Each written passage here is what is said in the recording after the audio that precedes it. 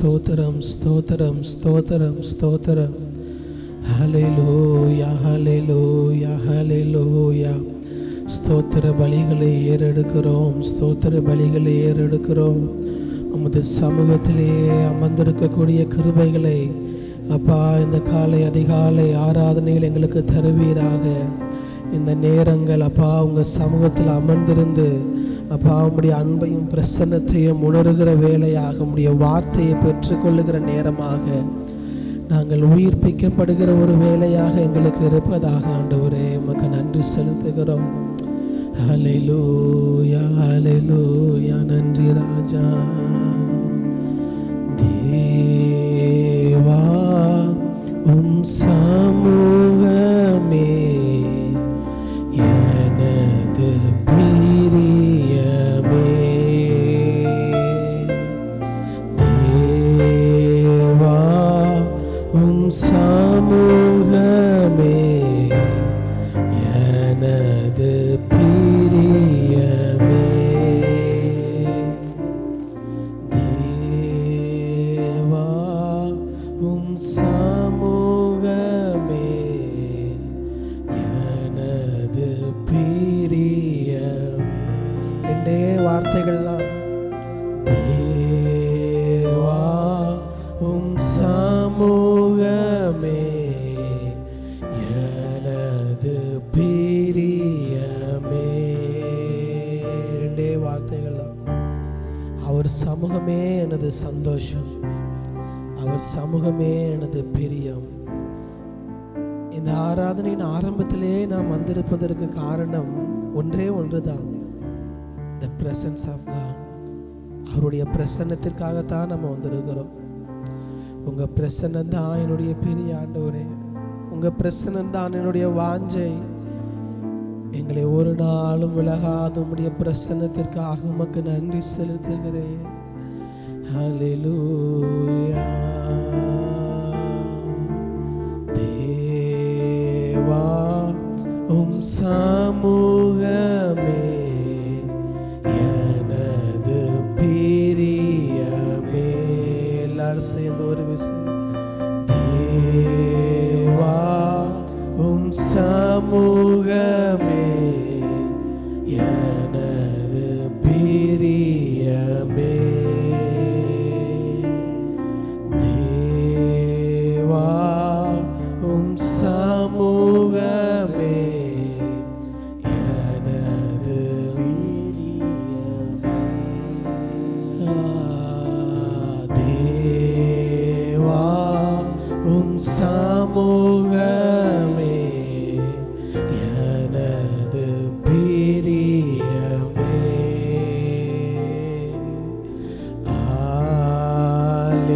அல்லேலூயா,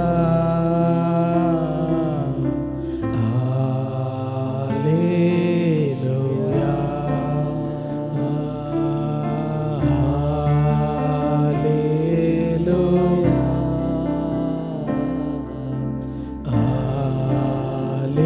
அல்லேலூயா.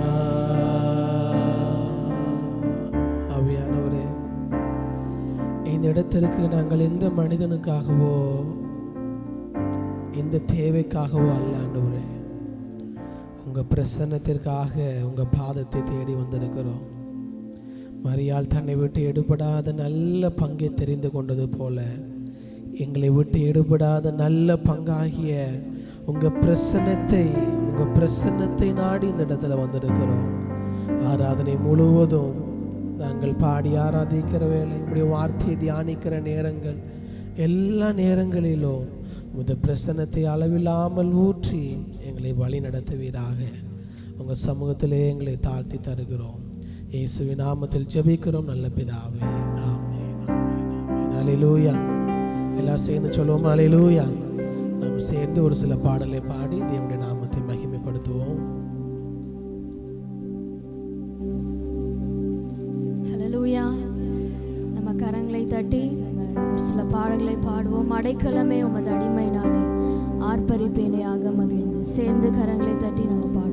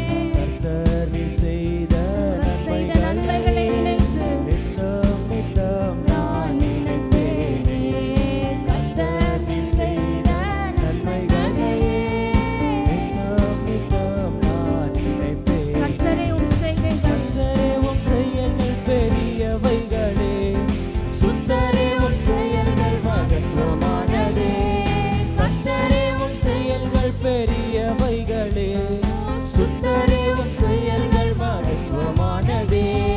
நித்தியரே உம் நியாயங்கள் என்றும் நிற்குமே, பக்தரின் பேரின்ப பாக்கியமிதே. நித்தியரே உம் நியாயங்கள் என்றும் நிற்குமே, பக்தரின் பேரின்ப பாக்கியமிதே. அடைக்கலமே உமதடிமை நானே, ஆர்ப்பரிப்பேனே அகமகிழ்ந்தே. கர்த்தர் செய்த நன்மைகளையே நித்தம் நித்தம் நான் நினைப்பேனே.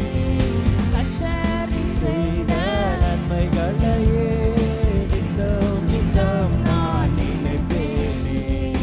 என்னை என்றும் போதித்து நடத்துபவரே, கண்ணை வைத்து ஆலோசனை சொல்லுபவரே. என்னை என்றும் போதித்து நடத்துபவரே, கண்ணை வைத்து ஆலோசனை சொல்லுபவரே. நடக்கும் வழிதனை காட்டுபவரே, நம்பி வந்தோனை கிருபை சூழ்ந்து கொள்ளுதே. நடக்கும் வழிதனை காட்டுபவரே, நம்பி வந்தோனை கிருபை சூழ்ந்து கொள்ளுதே. அடைக்கலமே உமதடிமை நானே, ஆர்ப்பரிப்பேனே அகமகிழ்ந்தே. கர்த்தர் செய்த நன்மைகளையே நித்தம் நித்தம் நான் நினைப்பேனே. கர்த்தர் செய்த நன்மைகளையே நித்தம் நித்தம் நான் நினைப்பேனே. காரம் பற்றி நடத்தும் கர்த்தர் நீரல்லோ, கூப்பிட்ட என்னை குணமாக்கினீரல்லோ. காரம் பற்றி நடத்தும் கர்த்தர் நீரல்லோ, கூப்பிட்ட என்னை குணமாக்கினீரல்லோ.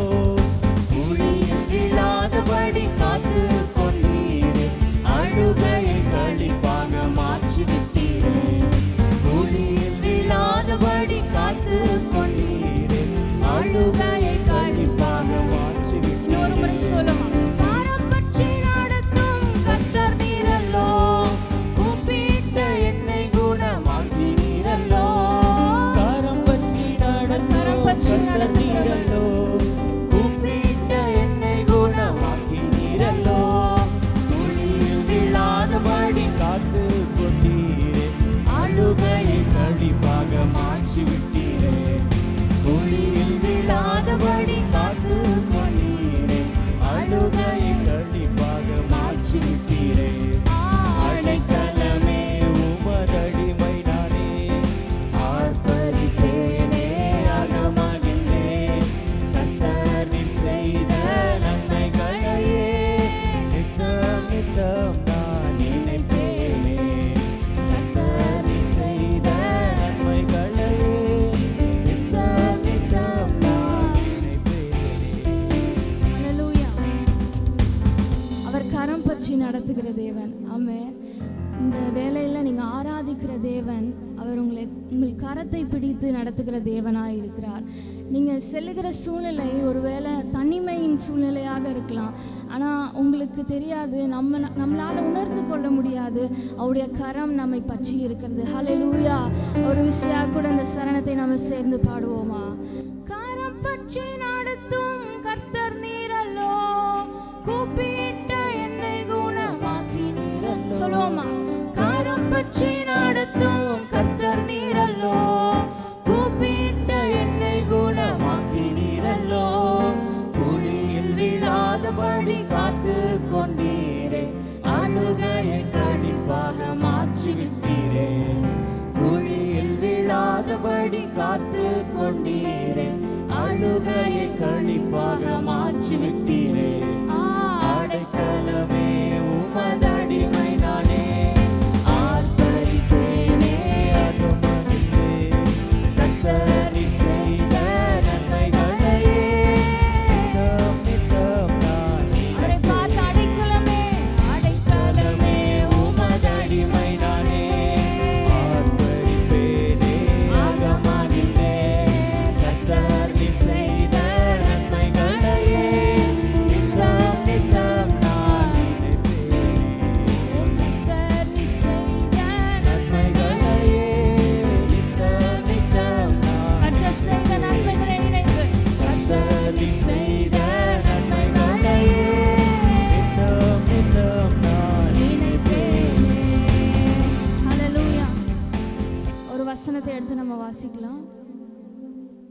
உபாகமம் 31வது அதிகாரம் 1லிருந்து 8வது வசனம் வரை யாராவது வருங்க, வாசிங்க வேகமாக.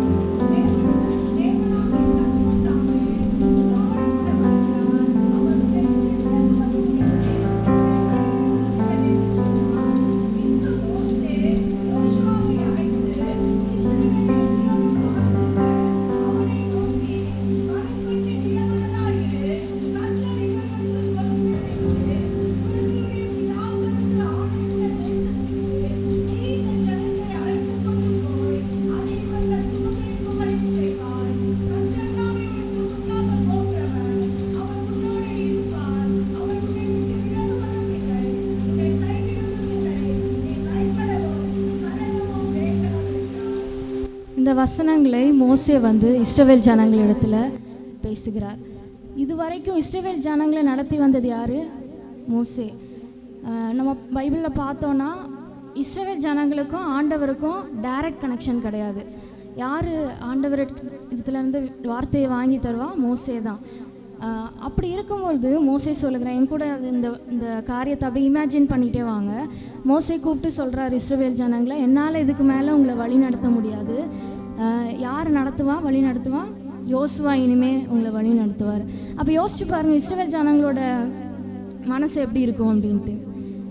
திடீர்னு உங்களை கைட் பண்ணுற யாராச்சும் ஒருத்தவங்க, நான் இனிமேல் உங்களை கைட் பண்ண முடியாது, நான் இனிமேல் உங்களுக்கு ஹெல்ப் பண்ண முடியாது, இன்னொருத்தவங்க உங்களுக்கு ஹெல்ப் பண்ணுவாங்க அப்படின்னு சொன்னால் அவங்களுக்கு எப்படி இருக்கும்? நம்ம என்ன யோசிப்போம், இவங்க பண்ண மாதிரி இவங்க நமக்கு ஹெல்ப் பண்ணுவாங்களா, நம்மளை கைட் பண்ணுவாங்களா அப்படின்னு நம்ம யோசிப்போம். திடீர்னு உங்களுக்கு இந்த பாஸ்டரை நாங்கள் மாற்ற போகிறோம் அப்படின்னு சொன்னால் எப்படி இருக்கும்? ஸோ அந்த மாதிரி தான் இஸ்ரவேல், லிட்ரலாக அந்த மாதிரி தான் இஸ்ரவேல் ஜனங்களுக்கு இருந்தது. ஸோ அப்படி இருக்கும் பொழுது அதையும் மோசே சொல்லிவிட்டு என்ன சொல்கிறாரு, ஆண்டவர் உங்களை கைவிட மாட்டார், உங்களை விட்டு விலக மாட்டார். யோசுவாவோட மனநிலைமையை யோசிச்சு பாருங்கள். எதுவுமே தெரியாது யோசுவாவுக்கு, ரொம்ப யங் ஏஜில் இருக்கார். அவர் வழி நடத்தணும் இஸ்ரவேல் ஜனங்களை. அப்போ எவ்வளோ சேலஞ்சஸை ஃபேஸ் பண்ணியிருப்பாங்க. மோசையை ஃபேஸ் பண்ணுறத யோசுவா பார்த்துருப்பாங்க. ஸோ அவ்வளோ கடினமான நேரத்தில் யோசுவா இடத்திலும் இந்த வார்த்தை வருகிறது, நான் உன்னை விட்டு விலகுவதும் இல்லை, உன்னை கைவிடுவதும் இல்லை.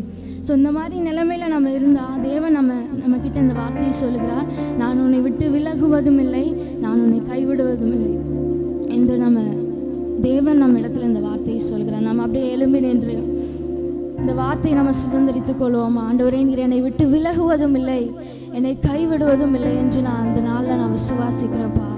ஹல்லேலூயா. நான் உன்னை விட்டு விலகுவதில்லை, நான் உன்னை என்றும் கைவிடுவதில்லை, நான் உன்னை விட்டு விலகுவதில்லை, நான் உன்னை என்றும் கைவிடுவதில்லை. சொல்லுமா, நான் உன்னை விட்டு விலகுவதில்லை, உன்னை என்றும் கைவிடுவதில்லை.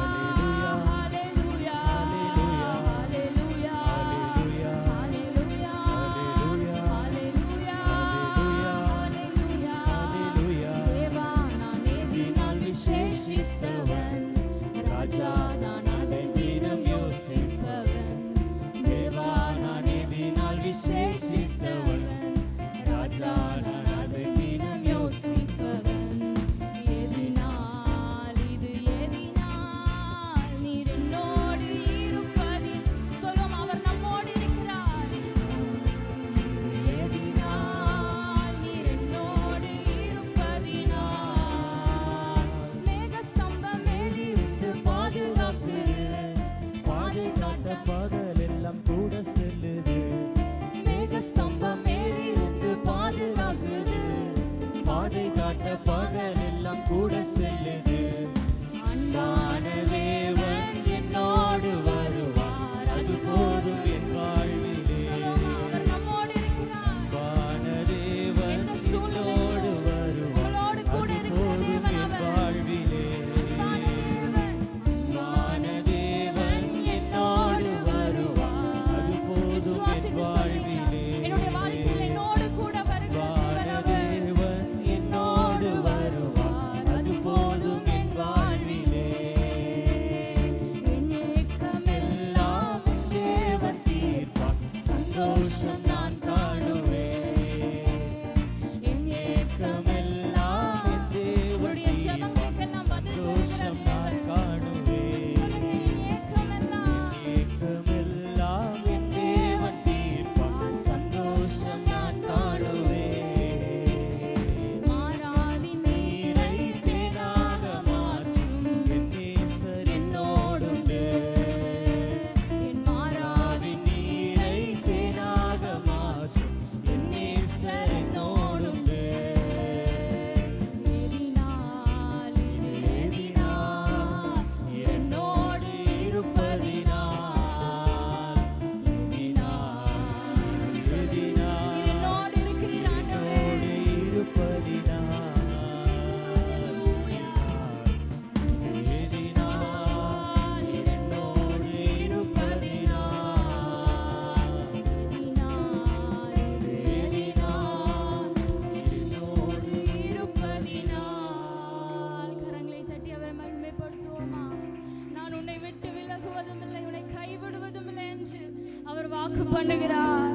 ஹல்லேலூயா. நீங்க செல்லுகிற சூழ்நிலை ஆண்டவருக்கு மாத்திரம்தான் தெரியும். உங்களோடு கூட இருக்கிறவங்களுக்கு தெரியும், ஆனா அவர்கள் உங்களை புரிந்து கொள்ள முடியாது. ஆனா தேவனுக்கு நம்ம செல்லுகிற சூழ்நிலை தெரியும். அது மட்டுமல்ல, அவர் நம்மை புரிந்து கொள்ளுகிற தேவனாயிருக்கிறார். முற்றிலுமாக நம்மை அறிந்திருக்கிறவர். நம்முடைய சிந்தனைகளை, நம்முடைய எண்ணங்களை தூரத்திலிருந்து அறிகிற தேவன் அவர். அவர் நம்மோடு கூட இருக்கிறார். உங்களுடைய இருதயத்தை பார்த்து சொல்லுங்க, பயப்படாத, கலங்காத. உங்களை பார்த்து சொல்லுவீங்களா? உங்களுடைய இருதயத்தை கூட நீங்க பேசுங்க, உங்களோடு கூட நீங்க பேசுங்க. பயப்படாதே, கலங்காதே, என் தேவன் என்னோடு கூட இருக்கிறார். நான் செல்லுகிற சூழ்நிலை மற்றவர்களுக்கு தெரியாம இருக்கலாம், ஆனா தேவனுக்கு தெரியும் என்று சொல்வீர்களா? ஹல்லேலூயா. ஆண்டவரே, நீர் என்னோடு கூட இருக்கிறீர். நன்றி செலுத்துகிறோம். ஹல்லேலூயா. ஹல்லேலூயா. ஹல்லேலூயா.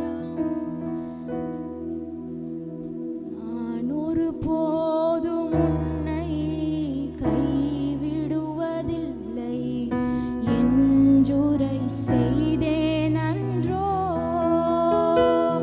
நான் ஒருபோதும் உன்னை கைவிடுவதில்லை என்றுரை செய்தேன் அன்றோ. கடலாழத்திலும் அக்கினி சூளையிலும் உன்னை காத்திடும் பலவானன்றோ. விஷ சர்ப்பங்களோ சிங்க கூட்டங்களோ பயம் வேண்டாம், உன் அருகினில் நான் என்றுரை செய்தவரை ஆராதிப்போம். ஆவியில் ஆராதனை, என்றுரை செய்தவரை அவரை ஆராதிப்போமா?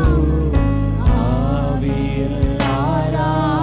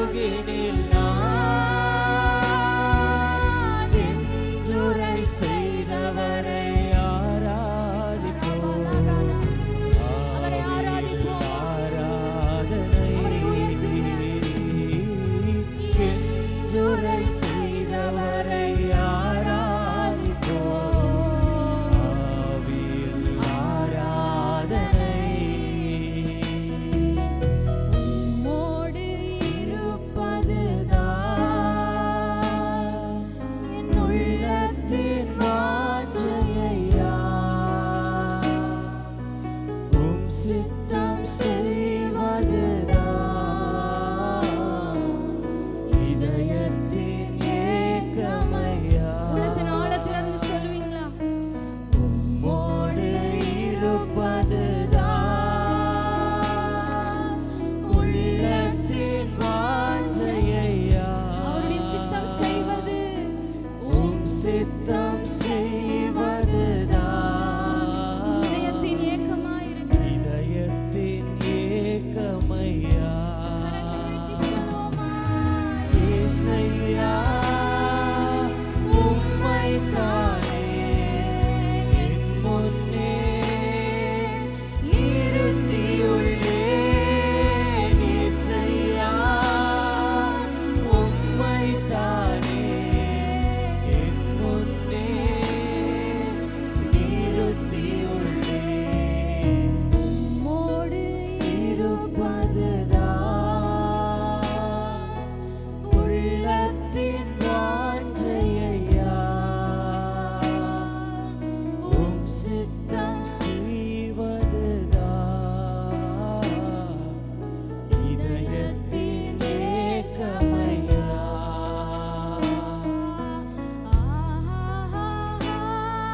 அல்லேலூயா.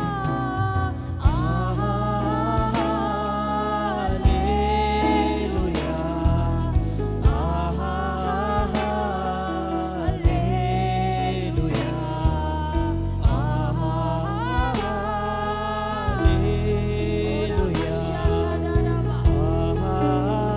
நம்மை விட்டு விலகாத தேவனை ஆராதித்து அவரை உயர்த்துவோமா? அல்லேலூயா.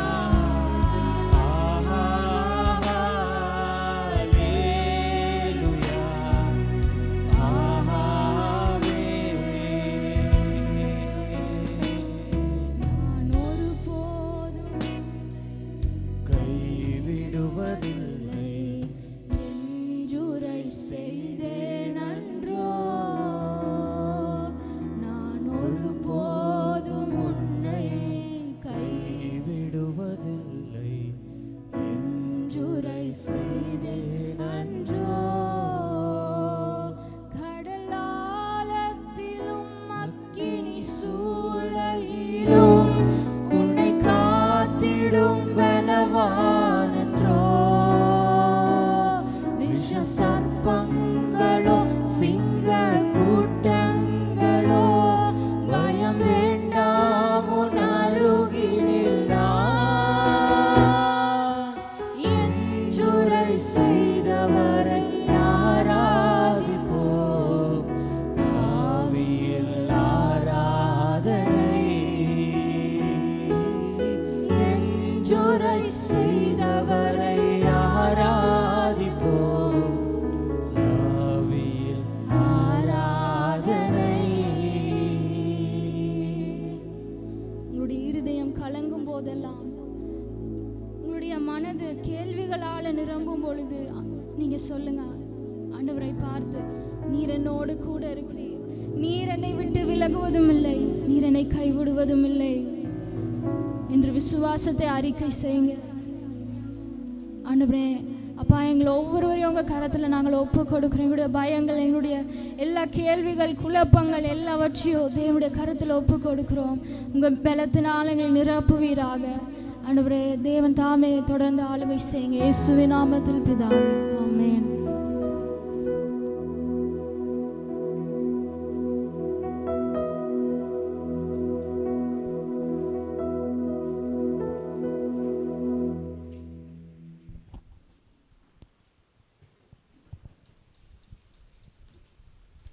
கர்த்தருடைய பரிசுத்த நாமம் மகிமைப்படுவதாக. இந்த நாள் காலையிலும் முதல் ஆராதனைக்கு வந்து உங்கள் யாவரையும் இயேசுவின் நாமத்தினால் வாழ்த்தி வரவேற்கிறோம். சபையின் அறிவிப்புகள்: ஒவ்வொரு ஞாயிற்றுக்கிழமையும் முதல் ஆராதனை காலை 6:30 மணி முதல் 8:15 வரையும், இரண்டாவது ஆராதனை 9 மணி முதல் 10:30 வரையும் நடைபெறும். முடிந்த பிற்பாடு சண்டே கிளாஸ் 10:45 முதல் 12 மணி வரை நடைபெறும். டீன் சர்வீஸ் நடைபெறும். இன்று மாலை 6:30 மணிக்கு மாலை ஆராதனை நடைபெறும். ஒவ்வொரு வெள்ளிக்கிழமையும் சபையில் வைத்து காலை 10 மணிக்கு உபாச ஜபம் நடைபெறும். ஒவ்வொரு ஏரியாவிலும் கேர்சல் பைபிள் டியூஷன் அந்தந்த ஏரியாவில் நடைபெறுகிறது. விசுவாசிகள் தவறாமல் அந்தந்த ஏரியாவில் கலந்து கொள்ளும்படி அன்போடு கேட்டுக்கொள்கிறோம். வருகிற மாதம் ஜூலை 26ஆம் தேதி பைபிள் மெகா குயிஸ் நடைபெறுகிறது. மாலை 3 மணிக்கு நடைபெறும். 13 வயதிற்கு மேற்பட்ட யாவரும் தேர்வு எழுதலாம். அதில் சபை வாட்ஸ்அப் குரூப்பில் போட்டிருக்கிறது, நீங்கள் யாவரும் பார்த்திருப்பீர்கள் என்று நம்புகிறோம். இருந்தாலும் அதை உங்களுக்கு ஞாபகப்படுத்துகிறோம். எண்ணாகமம் அப்போஸ்தலர் நடபடிகள் அதில் கேள்விகள் கேட்கப்படும். பதிவு கட்டணம் 40 ரூபாய். வருகிற மாதம் 17ஆம் தேதிக்குள் நீங்கள் பதிவு செய்யும்படி கேட்டுக்கொள்கிறோம். முதல் பரிசு 30,000 ரூபாய் என்று நினைக்கிறேன். நீங்கள் யாவரும் அதை பார்த்திருப்பீர்கள். நன்றி.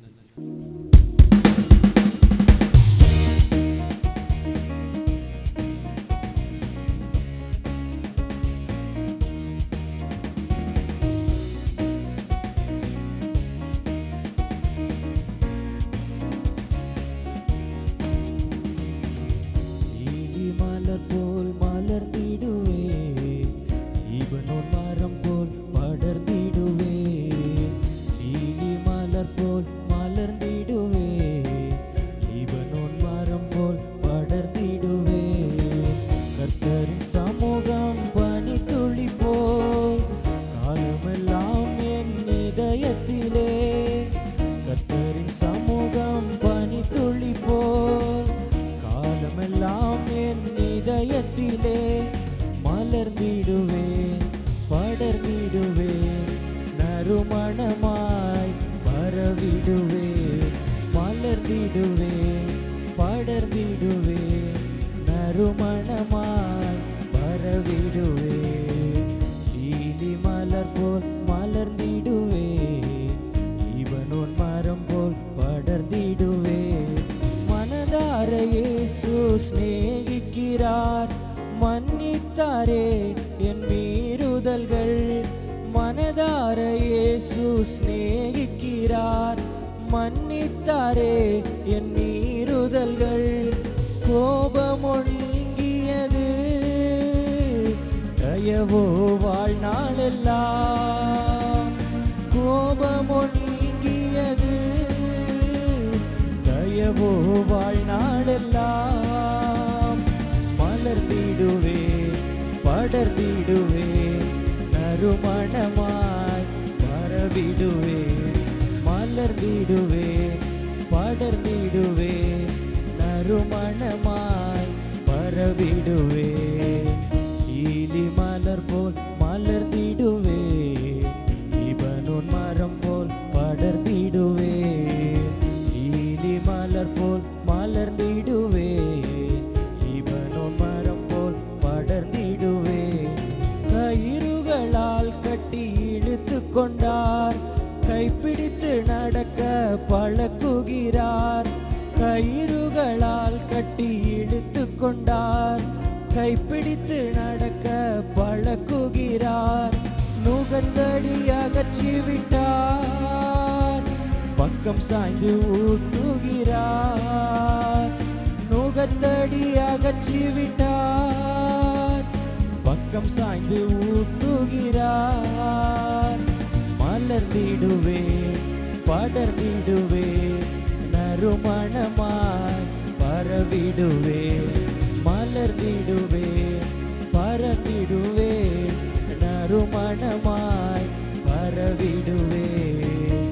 லீலி மலர் போல் மலர்ந்திடுவேன், இவனோன் மரம் போல் படர்ந்திடுவேன். லீலி மலர் போல் மலர்ந்திடுவேன், இவனோன் மரம் போல் படர்ந்திடுவேன். பனித்துளி போல் என் இதயத்திலே, வார்த்தையினால் தினம் நிரப்புகிறார். பனித்துளி போல் என் இதயத்திலே, வார்த்தையினால் தினம் நிரப்புகிறார். பணிவிடை தொடர்ந்து செய்வேன், பலியான இயேசுவுக்காய். பணிவிடை தொடர்ந்து செய்வேன், பலியான இயேசுவுக்காய். மலர்ந்திடுவேன், படர்ந்திடுவேன், நறுமணமாய் படர்ந்திடுவேன். மலர்ந்திடுவேன், படர்ந்திடுவேன், நறுமணமாய் பரவிடுவேன். லீலி மலர் போல் மலர்ந்திடுவேன், லீபனோன் மரம் போல் படர்ந்திடுவேன், லீலி மலர் போல் மலர்ந்திடுவேன், லீபனோன் மரம் போல் படர்ந்திடுவேன். 1-2 அறிவிப்புகளை ஞாபகப்படுத்த விரும்புகிறேன். முதலாவது 1ஆம் தேதி அதிகாலை ஜெபம் நமக்கு இருக்கிறது, மறக்க வேண்டாம். அதே போல் இந்த மாதம் ஆரம்பத்தில் உங்களுக்கு ஒரு அறிவிப்பு கொடுத்துருந்தேன்.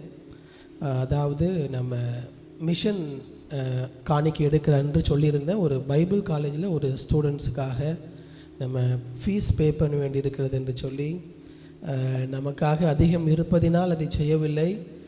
தேவையோடு இருக்கிற தேவ பிள்ளைகளுக்காக அதை நாம் செய்தோம். உங்களிடத்தில் சொன்னேன், அதற்காக குறிப்பாக நீங்கள் அநேகர் கொடுத்தீர்கள்.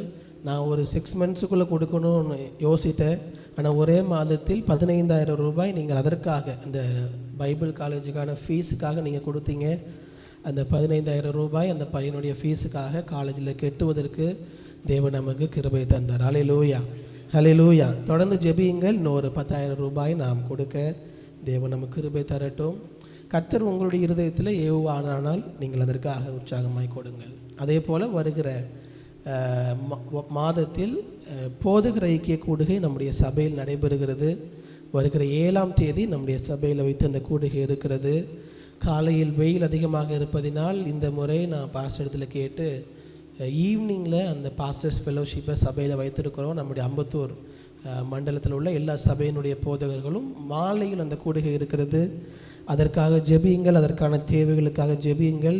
தேவன் எல்லா தேவைகளையும் சந்தித்து அற்புதமாய் நடத்த போதுமானவராக இருக்கிறார். மெகா பைபிள் குவிஸ்க்காக படிங்க. அதுக்கான கொஸ்டின்ஸ் நம்ம சூரப்பேட்டை ஏஜி சர்ச் குரூப்பில் போட்டிருக்கிறேன். எத்தனை பேர் பார்த்தீங்க அந்த குரூப்பில் உள்ள அந்த கொஸ்டின்ஸை? பார்த்தீங்களா, பார்க்கலையா? சரி, தயவாக எடுத்து கொஞ்சம் பாருங்கள், படிங்க. 2 வேத பகுதி இருக்கிறது. எனக்கு தெரிந்த என்னாகமும் இன்னொன்று அப்போஸ்தலர் நினைக்கிறேன். ஸோ அதை தயவாய் படிங்க. கொஞ்சம் நம்ம 80 மார்க்குக்கு மேலே நம்ம சர்ச்சிலேருந்து இந்த முறை எடுக்கணும். போன முறை யாரும் எடுக்கலை. 80+ எடுத்தால் தான் அடுத்த செகண்ட் ஸ்டேஜ் எக்ஸாம் நம்ம எழுத முடியும். அதனால் நீங்கள் அதை படித்து நல்ல மதிப்பெண் எடுக்க உங்களை உற்சாகப்படுத்துகிறேன். வாலிப பிள்ளைகளையும் அதுக்கு நீங்கள் உற்சாகப்படுத்துங்கள். தொடர்ந்து நம்முடைய கவனத்தை தேவனுடைய வார்த்தைக்கு நேராக திருப்புவோம். 2 நாளாகமம் 20ஆவது அதிகாரத்துக்கு நேராக நம்முடைய கவனத்தை திருப்புவோம். 2 Chronicles chapter 20, 2 நாளாகமம் 20ஆவது அதிகாரம்.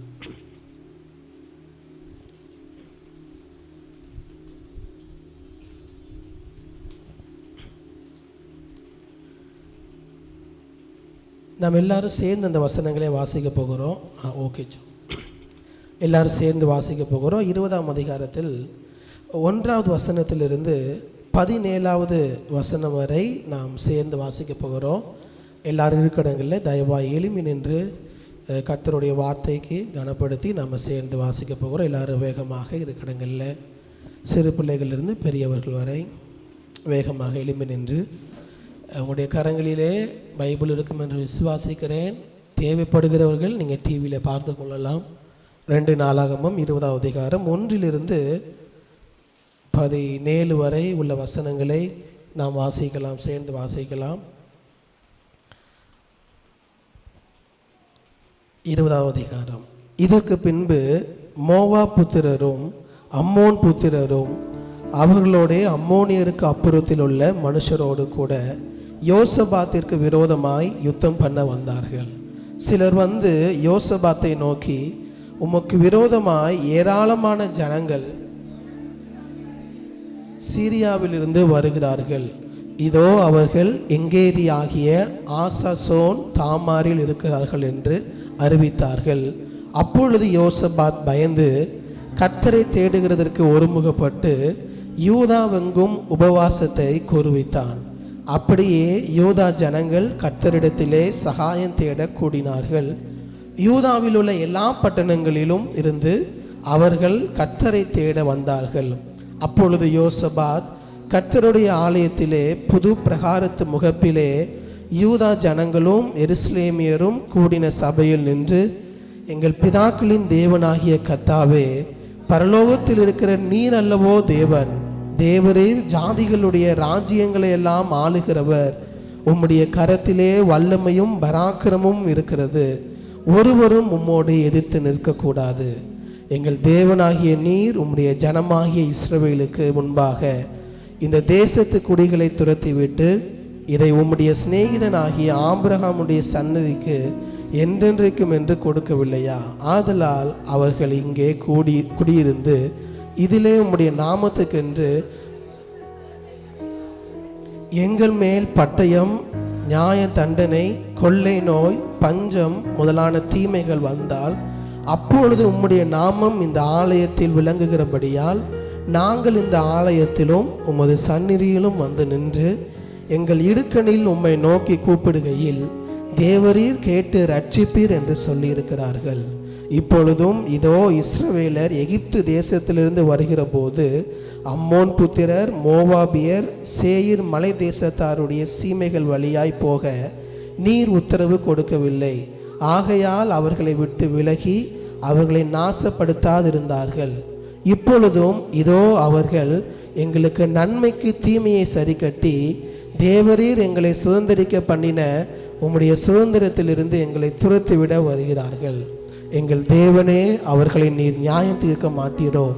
எங்களுக்கு விரோதமாக வந்த இந்த ஏராளமான கூட்டத்திற்கு முன்பாக நிற்க எங்களுக்கு பலன் இல்லை. நாங்கள் செய்ய வேண்டியது இன்னதென்று எங்களுக்கு தெரியவில்லை. ஆகையால் எங்கள் கண்கள் உம்மையே நோக்கி கொண்டிருக்கிறது என்றான். யூதா கோத்திரத்தார் அனைவரும் அவர்கள் குழந்தைகளும் அவர்கள் பெண் ஜாதிகளும் அவர்கள் குமாரரோடு கூட கர்த்தருக்கு முன்பாக நின்றார்கள். அப்பொழுது சபையின் நடுவில் இருக்கிற மத்தனியாவின் குமாரனாகிய ஏயேலின் மகனான பெனாயாவுக்கு பிறந்த சகரியாவின் புத்திரன் யாகாசியேல் என்னும் ஆசா புத்திரரில் ஒருவனாகிய லேவியன் மேல் கர்த்தருடைய ஆவி இறங்கினதினால் அவன் சொன்னது, சகல யூதா கோத்திரத்தாரே, எருசலேமின் குடிகளே, ராஜாவாகிய யோசபாத்தே, கேளுங்கள். நீங்கள் அந்த ஏராளமான கூட்டத்திற்கு பயப்படாமலும் கலங்காமலும் இருங்கள் என்று கர்த்தர் உங்களுக்கு சொல்லுகிறார். இந்த யுத்தம் உங்களுடையது அல்ல, தேவனுடையது. நாளைக்கு நீங்கள் அவர்களுக்கு விரோதமாய் போங்கள். இதோ அவர்கள் சிஸ் என்னும் மேட்டு வழியாய் வருகிறார்கள். நீங்கள் அவர்களை எருவேல் வனாந்திரத்திற்கு எதிரான பள்ளத்தாக்கின் கடையாந்தரத்திலே கண்டு சந்திப்பீர்கள். இந்த யுத்தத்தை பண்ணுகிறவர்கள் நீங்கள் அல்ல, யூதா மனுஷரே, எருசலேம் ஜனங்களே, நீங்கள் தரித்து நின்று கர்த்தர் உங்களுக்கு செய்யும் ரட்சிப்பை பாருங்கள். பயப்படாமலும் கலங்காமலும் இருங்கள். நாளைக்கு அவர்களுக்கு எதிராக புறப்படுங்கள். கர்த்தர் உங்களோடே இருக்கிறார் என்றான். எல்லாரும் கண்களை மூடி ஆண்டவருடைய வார்த்தைக்கு நேராக நம்முடைய கவனத்தை திருப்பினவர்களாக நீங்கள் பயப்படாமலும் கலங்காமலும் இருங்கள். கர்த்தர் உங்களோடே கூட இருக்கிறார். ஆராதனையில் வேளையில் வந்த அதே வார்த்தை, கர்த்தர் நம்மோடு கூடவே இருக்கிறார். பகலிலே மேக ஸ்தம்பமாகவும் இரவிலே அக்கினி ஸ்தம்பமாகவும் நம்மை வழி நடத்துகிற அதே மேகம், அதே தேவம், அதே பிரசன்னம் ஆண்டவரே எங்களை வழி நடத்துவீராக. உமக்கு நன்றி செலுத்துகிறோம் ஆண்டவரே. எதிர்த்து நிற்க எங்களுக்கு பலன் இல்லை ஆண்டவரே. யோசபாத் சொன்ன வார்த்தை, இந்த திரளான கூட்டத்தை எதிர்த்து நிற்க எங்களுக்கு பலன் இல்லை. நாங்கள் செய்ய வேண்டியது என்னது என்று எங்களுக்கு தெரியவில்லை. எங்க கண்கள் உண்மையே நோக்கி இருக்கிறது அப்பா. எங்க கண்கள் உண்மையே நோக்கி இருக்கிறது ஆண்டவரை. பார்த்து சொல்லுவோமா, அப்பா எங்களுக்கு பலன் இல்லை ஆண்டவரே, எங்களால் கூடாது அப்பா. நம்முடைய வாய்களை திறந்து அறிக்கையிடும் பொழுது அவருடைய பலத்தால் நம்மை இடை கட்ட போதுமானவராக இருக்கிறார். ஹல்லேலூயா. பலன் உள்ளவன் பலன் இல்லாதவன், பலனுள்ளவன் பலன் இல்லாதவன், யாராயிருந்தாலும் உதவிகள் செய்வது லேசான காரியம். என் இயேசுவுக்கு லேசான காரியம், லேசான காரியம். என் இயேசுவுக்கு லேசான காரியம். பலனுள்ளவனுக்காகிலும் பலனற்றவனுக்காகிலும் உதவி செய்வது அவருக்கு லேசான காரியம். ஆண்டவரே, உம்முடைய பலத்தினால் எங்களை இடைக்கட்டும். இதை எதிர்த்து நிற்க எங்களுக்கு பலன் இல்லை. இந்த யுத்தம் கர்த்தருடையது. கர்த்தரே எங்களை வழி நடத்துவீராக. உமது வார்த்தையின் மூலமாக எங்களோடு இடைப்படுவீராக. இயேசுவின் நாமத்தில் ஜெபிக்கிறோம் நல்ல பிதாவே, ஆமென், ஆமென். நம்ம அப்படி உட்கார்ந்து கொள்ளலாம். ரொம்ப ஹீட்டாக இருந்துச்சுன்னா நீங்கள் கொஞ்சம் ஜன்னலை திறந்து வைத்துக் கொள்ளுங்கள், அதுக்கு உதவியாக இருக்கும். தேவைப்படுமானால் நீங்கள் திறந்து வைத்துக் கொள்ளும்படியாக உங்களை உற்சாகப்படுத்துகிறேன். 2 நாளாகமம் 20ஆம் அதிகாரத்தை நாம் வாசிக்கும் பொழுது எத்தனை பேருக்கு ஞாபகம் இருக்கிறது என்று தெரியவில்லை. கிட்டத்தட்ட ஒரு 1.5 வருடங்களுக்கு, கிட்டத்தட்ட ஒரு 2 வருடத்திற்கு முன்பதாக இதே வேத பகுதியை நான் பிரசங்கம் பண்ணியிருக்கிறேன். எத்தனை பேருக்கு ஞாபகம் இருக்குது? பாஸ்டர், நீங்கள் போன வாரம் பண்ண பிரசங்கமே எங்களுக்கு ஞாபகம் இல்லை, இப்படி 2 வருஷத்துக்கு முன்னாடி பண்ண பிரசங்கம் ஞாபகம் இருக்குன்னு சொல்கிறீங்களா?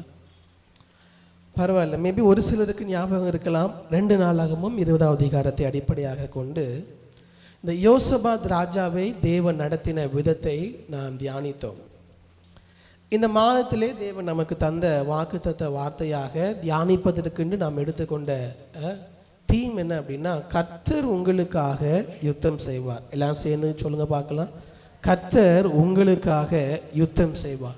கர்த்தர் எனக்காக யுத்தம் செய்வார் என்று இஸ்ரவேல் ஜனங்களுக்கு சொன்ன வார்த்தையை தான் இந்த ஜூன் மாதம் முழுவதும் தியானித்து கொண்டிருக்கிறோம். இந்த கடைசி வாரத்தில் எதிலிருந்து இந்த வார்த்தையை தியானிப்பது என்று யோசிக்கும் பொழுது 2 சம்பவங்கள் என்னுடைய இருதயத்தில் வந்தது. 2 இடத்திலும் கர்த்தர் இஸ்ரவேல் ஜனங்களுக்காக யுத்தம் செய்தார் என்பதை பார்க்க முடிந்தது. யோசுவா 10ஆம் அதிகாரத்திலும் பார்த்தேன். 2 நாளாகவும் 20ஆம் அதிகாரத்திலும் இந்த யுத்தம் கர்த்தருடையது என்று சொல்லி 2 பகுதிகளிலும் இருந்தது. ஆனாலும் தியானிக்கும்படியாக இந்த 20ஆம் அதிகாரத்துக்கு நேராக என்னுடைய கவனத்தை தேவன் திருப்பினார். இருக்கிற கொஞ்ச நேரத்தில் வேகமாக இந்த வேத பகுதியை தியானித்து ஜெபிக்க தேவன் நமக்கு கிருபை தருவாராக. 1வது வசனத்தை யாராவது ஒருவர் சத்தத்தை உயர்த்தி வாசியுங்கள். 2 நாளாகமும் 20:1. இதற்கு பின்பு மோவா புத்திரரும் அம்மோன் புத்திரரும் அவர்களோடே அம்மோனியருக்கு அப்புறத்தில் உள்ள மனுஷரோடு கூட யோசபாத்திற்கு விரோதமாய் யுத்தம் பண்ண வந்தார்கள். போதும். இந்த சம்பவத்தினுடைய ஒரு சின்ன பேக்ரவுண்ட்னா இந்த 1ஆம் வசனத்தில் சொல்லப்பட்டிருக்கிறது. என்னவென்று சொன்னால், யோசபாத் ராஜாவாக இருக்கிறார். அவரை எதிர்த்து ஒருவர் வரவில்லை, 3 ராஜாக்கள் வருகிறார்கள். 3 ராஜாக்கள் சேர்ந்து இந்த யோசபாத்தை எதிர்த்து வருகிறதை நம்மால் பார்க்க முடியும். அம்மோன் புத்திரர், மோவா புத்திரர், அம்மோனியருக்கு அப்புறத்தில் உள்ள அந்த ஜனங்கள் என்று சொல்லி 3 ராஜாக்களும் 3 படைகள் சேர்ந்து யோசபாத்துக்கு எதிராக வருகிறது. சில நேரங்களில் நம்முடைய கைக்கு மீறின சில சூழ்நிலைகளை நாம் எதிர்கொள்ள வேண்டியிருக்கும். யோசபாத்திற்கு திடீரென்று all of sudden that kind of a situation.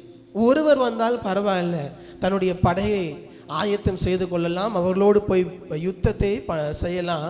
ஆனால் பார்த்தால் 3 ராஜாக்கள் வருகிறார்கள். ஒருவர் வந்தாலே போரிடும் பொழுது என்ன நடக்கும் என்று தெரியாது. இப்பொழுது 3 பேர் வரும் பொழுது கண்டிப்பாக நம்மால் அதை மேற்கொள்ள முடியாது, அதை தாங்கிக் கொள்ள முடியாது. இப்படிப்பட்ட ஒரு அழுத்தமான சூழ்நிலையை யோசபாத் சந்திக்கிறதை நம்மால் பார்க்க முடியும். இன்றைக்கு உள்ள முழு பிரசங்கத்திற்கு ஒரு தலைப்பு சொல்ல வேண்டும் என்று சொன்னால், நாம் அழுத்தப்படும் பொழுது செய்ய வேண்டியவைகள் என்ன? நாம் அழுத்தப்படும் பொழுது, நாம் அழுத்தத்தை உணரும் பொழுது அல்லது மன அழுத்தத்தை உணரும் பொழுது நாம் செய்ய வேண்டியவைகள் என்ன? கண்டிப்பாக நம்ம எல்லாருடைய வாழ்க்கையிலும் யோசபாத் ராஜாவை போல 3 ராஜாக்கள் நம்ம எதிர்த்து வராமல் இருக்கலாம். ஆனால் நம்முடைய வாழ்க்கையில் அப்படிப்பட்ட சில அழுத்துகிற சூழ்நிலைகளும் அழுத்துகிற நபர்களும் அழுத்துகிற காரியங்களும் நம்முடைய வாழ்க்கையில் இருந்து கொண்டு தான் இருக்கும். நாம் எதிர்பாராத பல அழுத்தங்கள் நம்மை அழுத்தி கொண்டு தான் இருக்கும். இப்படிப்பட்ட மன அழுத்தங்கள் நமக்கு வரும் பொழுது எல்லா விதமான நம்முடைய சரீர பிரகாரமாக, ஆவிக்குரிய ரீதியாக, ஆத்மாவில் வரக்கூடிய இந்த எல்லா அழுத்தங்கள் நம்மை சந்திக்கும் பொழுது, நம்மை அழுத்தும் பொழுது நாம் செய்ய வேண்டியவைகள் என்ன என்பதை இந்த யோசபாத் ராஜாவினுடைய வாழ்க்கையிலிருந்து கற்றுக்கொள்ள தேவன் நமக்கு கிருபை தருவாராக. ஹல்லேலூயா. நீங்கள் எல்லாரும் கவனமாக என்னோடு கூட வரும்படியாக உங்களை கேட்டுக்கொள்கிறேன். ஏனென்றால் மனிதராகிய நம்ம எல்லாருடைய வாழ்க்கையிலும் நாம் எதிர்பாராத சூழ்நிலைகளை சந்தித்து தான் ஆக வேண்டும். நேற்று ஃபீவர் வரும்னு நினச்சி கூட பார்க்கல, ஆனால் காய்ச்சல் வந்துருச்சு. ஸோ இது ஒரு அழுத்தப்படுகிற சூழ்நிலை தான். நாம் நினைத்தது போல காரியங்கள் நடைபெறாத எல்லா நேரங்களிலும். ஆனால் இப்படிப்பட்ட அழுத்தங்கள் வரும் பொழுது நாம் எப்படி அதை ரெஸ்பாண்ட் பண்ணணும், ஆனால் எப்படி நாம் அதை கையாள வேண்டும் என்று தெரியாத பொழுதுதான் பல நேரங்களில் நாம் என்ன ஆயிடுவோம், நம்ம பர்ஸ்ட் அவுட் ஆயிடுவோம், டென்ஷன் ஆயிடுவோம், கோவப்பட்டுருவோம். நம்மை அறியாமலேயே என்ன செய்வதென்று தெரியாமல் காரியங்களை செய்து விடுவோம். நீங்களே யோசிச்சு பாருங்க, பல நேரங்களில் நாம் ஏன் இப்படி செய்தேன் என்று நமக்கே தெரியாது. ஏன்னா நாம் நார்மலாக இருக்கும்போது அப்படி செய்ய மாட்டோம். ஒரு அழுத்தத்தின் சூழ்நிலையில் நம்மை அறியாமலேயே கோபமோ, நம்மை அறியாமலேயே டென்ஷனோ, ஸ்ட்ரெஸ்ஸோ ஏதோ ஒன்று நமக்குள்ளாக இருந்து வெளிப்பட்டு விடும். அதனால்தான் இந்த காலை வேளையில் ஆண்டவர் இப்படிப்பட்ட அழுத்தப்படுகிற சூழ்நிலையில் நாங்கள் என்ன செய்ய வேண்டும் என்பதை இந்த யோசபாத்தினுடைய வாழ்க்கையிலிருந்து கற்றுக்கொள்ள எனக்கு உதவி செய்யுங்க என்கிற ஜெபத்தோடு நாம் காணப்படுவோம். தேவன் நம்மோடு கூட பேச போதுமானவராக இருக்கிறார். இப்படி 3 ராஜாக்கள் சேர்ந்து யோசபாத்தை எதிர்த்து நிற்கிறார்கள். இதை யோசபாத்துக்கு அறிவிக்கப்படுகிறது. இது அறிவிக்கப்பட்ட உடனே 3ஆம் வசனத்தை வாசியுங்கள். 3வது வசனம், அப்பொழுது யோசபாத் பயந்து கர்த்தரை தேடுகிறதற்கு ஒருமுகப்பட்டு யூதாவெங்கும் உபவாசத்தை கூறுவித்தான். அல்லேலூயா. எல்லாம் சேர்ந்து சொல்வீங்களா? அல்லேலூயா. முதலாவது அழுத்தத்தின் சூழ்நிலையில் நாம் செய்ய வேண்டிய the first step என்ன அப்படின்னா, 3ஆம் வசனத்தில் யோசபாத் செய்த காரியம், அப்பொழுது யோசபாத் பயந்து, அதுவல்ல முதல் குறிப்பு. பயந்ததுக்கு அப்புறம் என்ன பண்றாரு பாருங்க, கர்த்தரை தேடுகிறதற்கு ஒருமுகப்பட்டு யூதாவெங்கும் உபவாசத்தை கூறுவித்தான். நாம் கர்த்தரை தேடுகிற நம்முடைய வாழ்க்கையில், கர்த்தரை தேடுகிற இந்த பிரயாணத்தில், இந்த பயணத்தில் அழுத்தப்படுகிற சூழ்நிலைகள் வரும் பொழுதெல்லாம் நம்முடைய கண்கள் கர்த்தரை பார்ப்பதற்கு பதிலாக அழுத்தப்படுகிற சூழ்நிலைகளைத்தான் பார்த்து கொண்டிருக்கும். யோசித்து பாருங்கள், 3 ராஜாக்கள் எதிர்த்து வருகிறார்கள். இந்த இந்த இந்த இந்த காரியமுடைய காதுகளில் கேட்ட உடனே யோசபாத் ராஜா என்னெல்லாம் பயந்துருப்பார் அதெல்லாம் வசனத்தில் சொல்லப்பட்டிருக்கு. யோசபாத் ராஜா பயம் வந்த உடனே ஆட்டோமேட்டிக்காக நம்ம என்ன செய்யலாம், இதை செய்யலாமா, அதை செய்யலாமான்னு பலவிதமான யோசனைகள் நம்முடைய இருதயத்தில் வரும்.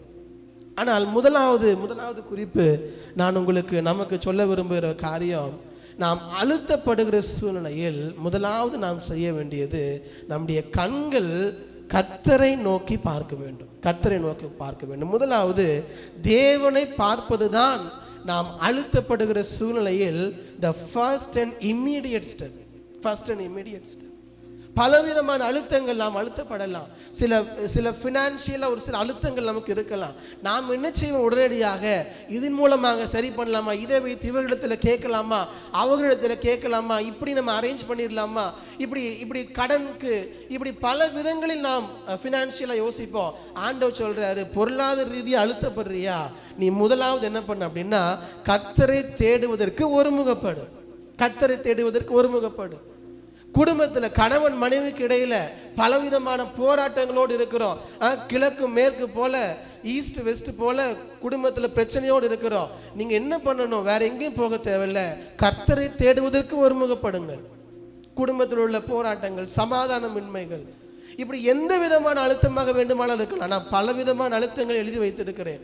எல்லாவற்றையும் சொன்னால் அதுவே ஒரு 10 நிமிடம் ஆகும். வேலையில் உள்ள அழுத்தங்கள், வேலையில் அழுத்தம் இல்லாமல் கண்டிப்பாக யாரும் இருக்க மாட்டீர்கள் என்று நினைக்கிறேன். ஏன்னா வேலை என்றாலே கண்டிப்பாக இப்போ எப்படி ஆயிடுச்சு அப்படின்னா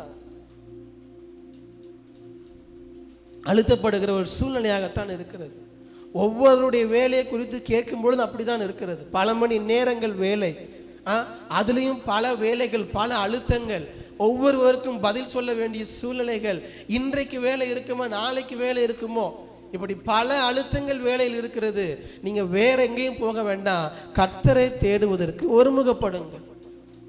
பல நேரங்களில் தனிமையில் ஏற்படுகிற அழுத்தங்கள், தனிமையின் பாதைகள், அதுல நாம் கண்ணீரோடு இருக்க வேண்டாம், கர்த்தரை தேடுவதற்கு ஒருமுகப்படுங்கள்.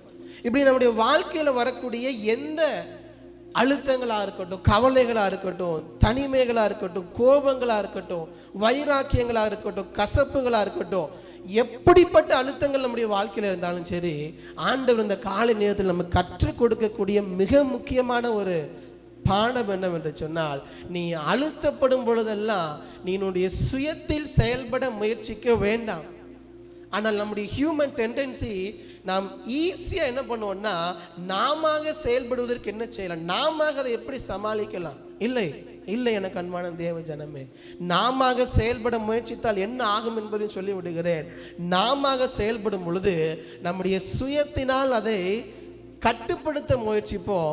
கட்டுப்படுத்த முடியவில்லை என்ற உடனே கோபம் தான் நமக்குள்ளாக இருந்து வெளிப்படும். நல்லா யோசிச்சு பாருங்க, நம்முடைய பிள்ளைகளை கையாளுகிறோம், பிள்ளைகள் நம்ம கைக்குள்ள இல்லை, நம்ம சொல்றத கேட்கல அப்படின்னா அழுத்தப்படுகிறோம். நாம் சுயத்தில் செயல்படும் பொழுது என்ன ஆகுது, கோபத்தில் நாம் வெளித்து விடுகிறோம். இல்லை இல்லை, இது எல்லா சூழ்நிலைகளுக்கும் இது பொருந்தும். நாம் அழுத்தப்படும் பொழுது சுயமாக செயல்படுவோம் என்று சொன்னால், நாம் மீண்டும் மீண்டும் சுயம் வெளிப்பட நாம் சூழ்நிலையை கண்ட்ரோல் பண்ண ட்ரை பண்ண நம்முடைய கேரக்டர் தான் அங்கே அடிவாங்குமே ஒழிய சூழ்நிலையை மாற்றுவதற்கு வாய்ப்பே இல்லை. எத்தனை பேருக்கு நான் சொல்கிறது புரிகிறது? அல்லேலூயா. கொஞ்சம் நமக்கு ஏசி கொஞ்சம் ஒர்க் ஆகாட்டாலும் கொஞ்சம் நமக்கு இபி ஃப்ளக்சுவேஷன் இருக்கிறது. ஆனாலும் கூட உங்களுடைய கவனம் தேவனுடைய வார்த்தையின் மீது இருக்கட்டும். ஜெபிப்போம் வேகமாக. தேவன் நமக்கு நல்ல எலக்ட்ரிசிட்டி காரியங்களை தர போதுமானவராக இருக்கிறார். இப்படிப்பட்ட அழுத்தத்தில் தேவன் நமக்கு சொல்லுகிறார், நீயாக முயற்சிக்காதே. நீயாக முயற்சித்தால் ஒன்றும் இல்லை. ஆண்டவர் என்ன சொல்வார், நீயா முயற்சித்தனா உன் கேரக்டர் தான் ஸ்பாயில் ஆகும், வேற ஒன்றுமே ஆகாது. வேற ஆண்டவருக்கு நஷ்ட ஒன்றுமே இல்லை. நாம் அழுத்தப்படும் பொழுது நாம காரியங்களை செய்ய முயற்சித்தால் நம்மளோட ஆட்டிடியூடும் நம்மளுடைய பிஹேவியரும் தான் அங்கே அடிவாங்க. நாம் கடந்த நாட்களில் எத்தனை பேர் இப்படிப்பட்ட அழுத்தமான சூழ்நிலைகளில் சுயமாக செயல்பட முயற்சித்தீர்கள் என்று எனக்கு தெரியாது.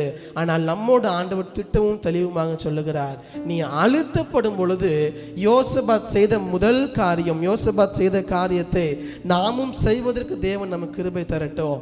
கர்த்தரை தேடுவதற்கு ஒருமுகப்படுங்கள். கர்த்தரை தேடுவதற்கு ஒருமுகப்பட தேவன் நமக்கு கிருபை தருவாராக. அப்போ முதலாவது தேவ சமூகத்தில், ஆண்டவரே எங்கள் கண்கள் நான் அழுத்தப்படுகிற சூழ்நிலையில எல்லாம் இப்போ புதிய மாதத்திற்குள்ளாக போகிறோம். புதிய மாதத்திற்குள்ள போகும் பொழுது எப்படிப்பட்ட அழுத்தப்படுகிற சூழ்நிலையாக இருந்தாலும் ஆண்டவர்கிட்ட சொல்லுங்க, அப்பா நான் இந்த அழுத்தப்படுகிற சூழ்நிலையை கடந்து போகிறேன். என்னுடைய குடும்பத்தில் இந்த அழுத்தம் இருக்கிறது, எங்க உறவுகளில் இந்த அழுத்தம் இருக்கிறது, எங்க பொருளாதாரத்தில் இந்த அழுத்தம் இருக்கிறது. ஆண்டவரே இந்த அழுத்தத்தின் மத்தியில் என்னுடைய கண்கள் உம்மை நோக்கி பார்க்கட்டும், எங்க கண்கள் உம்மை மாத்திரம் நோக்கி பார்க்கட்டும். That should be our immediate and first response. அதுவே நம்மளுடைய முதலாவது மிக முக்கியமான ஸ்டெப்பாக இருக்கட்டும். அதுவே தேவன் நம்மிடத்தில் எதிர்பார்க்கிற மிக முக்கியமான காரியம். அவன் வேற யாரையும் போய் பார்க்கல. தளபதியை கூப்பிட்டு நம்முடைய படையில் எத்தனை பேர் இருக்கிறார்கள் கணக்கெடுங்கள், இல்லை, அதை செய்யல. அதெல்லாம் செய்ய வேண்டிய காரியங்கள் தான். யுத்தத்திற்கு போக வேண்டுமானால் எல்லாத்தையும் பிளான் பண்ணணும், எல்லா காரியங்களையும் செய்யணும். அதற்காக நாம் எதுவுமே செய்ய வேண்டாம் என்று நான் சொல்லவில்லை. முதலாவது செய்ய வேண்டியது எது என்பதை தான் சொல்லுகிறேன். உங்களுக்கு ஒரு ஃபினான்ஷியல் கிரைசிஸ் இருக்கிறது, நாம் எதுவுமே செய்ய வேண்டாமா? இல்லை, நாம் செய்ய வேண்டும். சம்பாதிக்கணும், அந்த கடனை சரியாக செலுத்துவதற்கான காரியங்கள்லாம் செய்யணும், நம்ம தான் செய்யணும். கர்த்தர் வானத்திலிருந்து லட்சமாக என்ன பண்ண மாட்டார், ஒரு நாளும் தர மாட்டார். நம்முடைய கையின் பிரயாசங்களை ஆசீர்வதித்து தான் அதை செய்ய வைப்பார். எத்தனை பேர் அதை விசுவாசிக்கிறீங்க? ஃபஸ்ட்டு ஆண்டவர் வானத்திலிருந்து தருவார்னா அல்லேலூயா சொல்லுவோம். நம்ம கையிலிருந்து தான் தருவார்னா எங்கே அல்லேலூயா? அல்லேலூயா. ஸோ அப்போ ஆண்டவர் நம்முடைய கையின் பிரயாசத்தின் மூலமாக தான் காரியங்களை செய்வார். ஆனால் கையின் பிரயாசங்களை எல்லாம் நம்ம பிளான் பண்ணணும், காரியங்களை செய்யணும். ஆனால் ஃபஸ்ட்டு செய்ய வேண்டியது என்ன அப்படின்னா, ஆண்டவர் இந்த சூழ்நிலையை நான் கையாளுவதற்கு எனக்கு உதவி செய்யுங்க என்று சொல்லி முதலாவது ஆண்டவரை நோக்கி பார்க்க வேண்டும். அதற்கப்புறம் மற்ற காரியங்கள் எல்லாம் இருக்கிறது, அதையெல்லாம் செய்ய வேண்டும். யோசபாத் ராஜா முதலாவது செய்தது, ஜனங்களை எல்லாம் கூப்பிட்டு ஒருமுகப்படுத்தி அங்க என்ன பண்ணார் அப்படின்னா, கர்த்தரை தேடுவதற்கு ஒருமுகப்படுத்துகிறார். அடுத்து 4ஆம் வசனத்தை வாசிங்க. அப்படியே யூதா ஜனங்கள் கர்த்தரிடத்தில் சகாயம் தேட கூடினார்கள். யூதாவில் உள்ள எல்லா பட்டணங்களிலும் இருந்து அவர்கள் கர்த்தரை தேட வந்தார்கள். அப்பொழுது யோசபாத்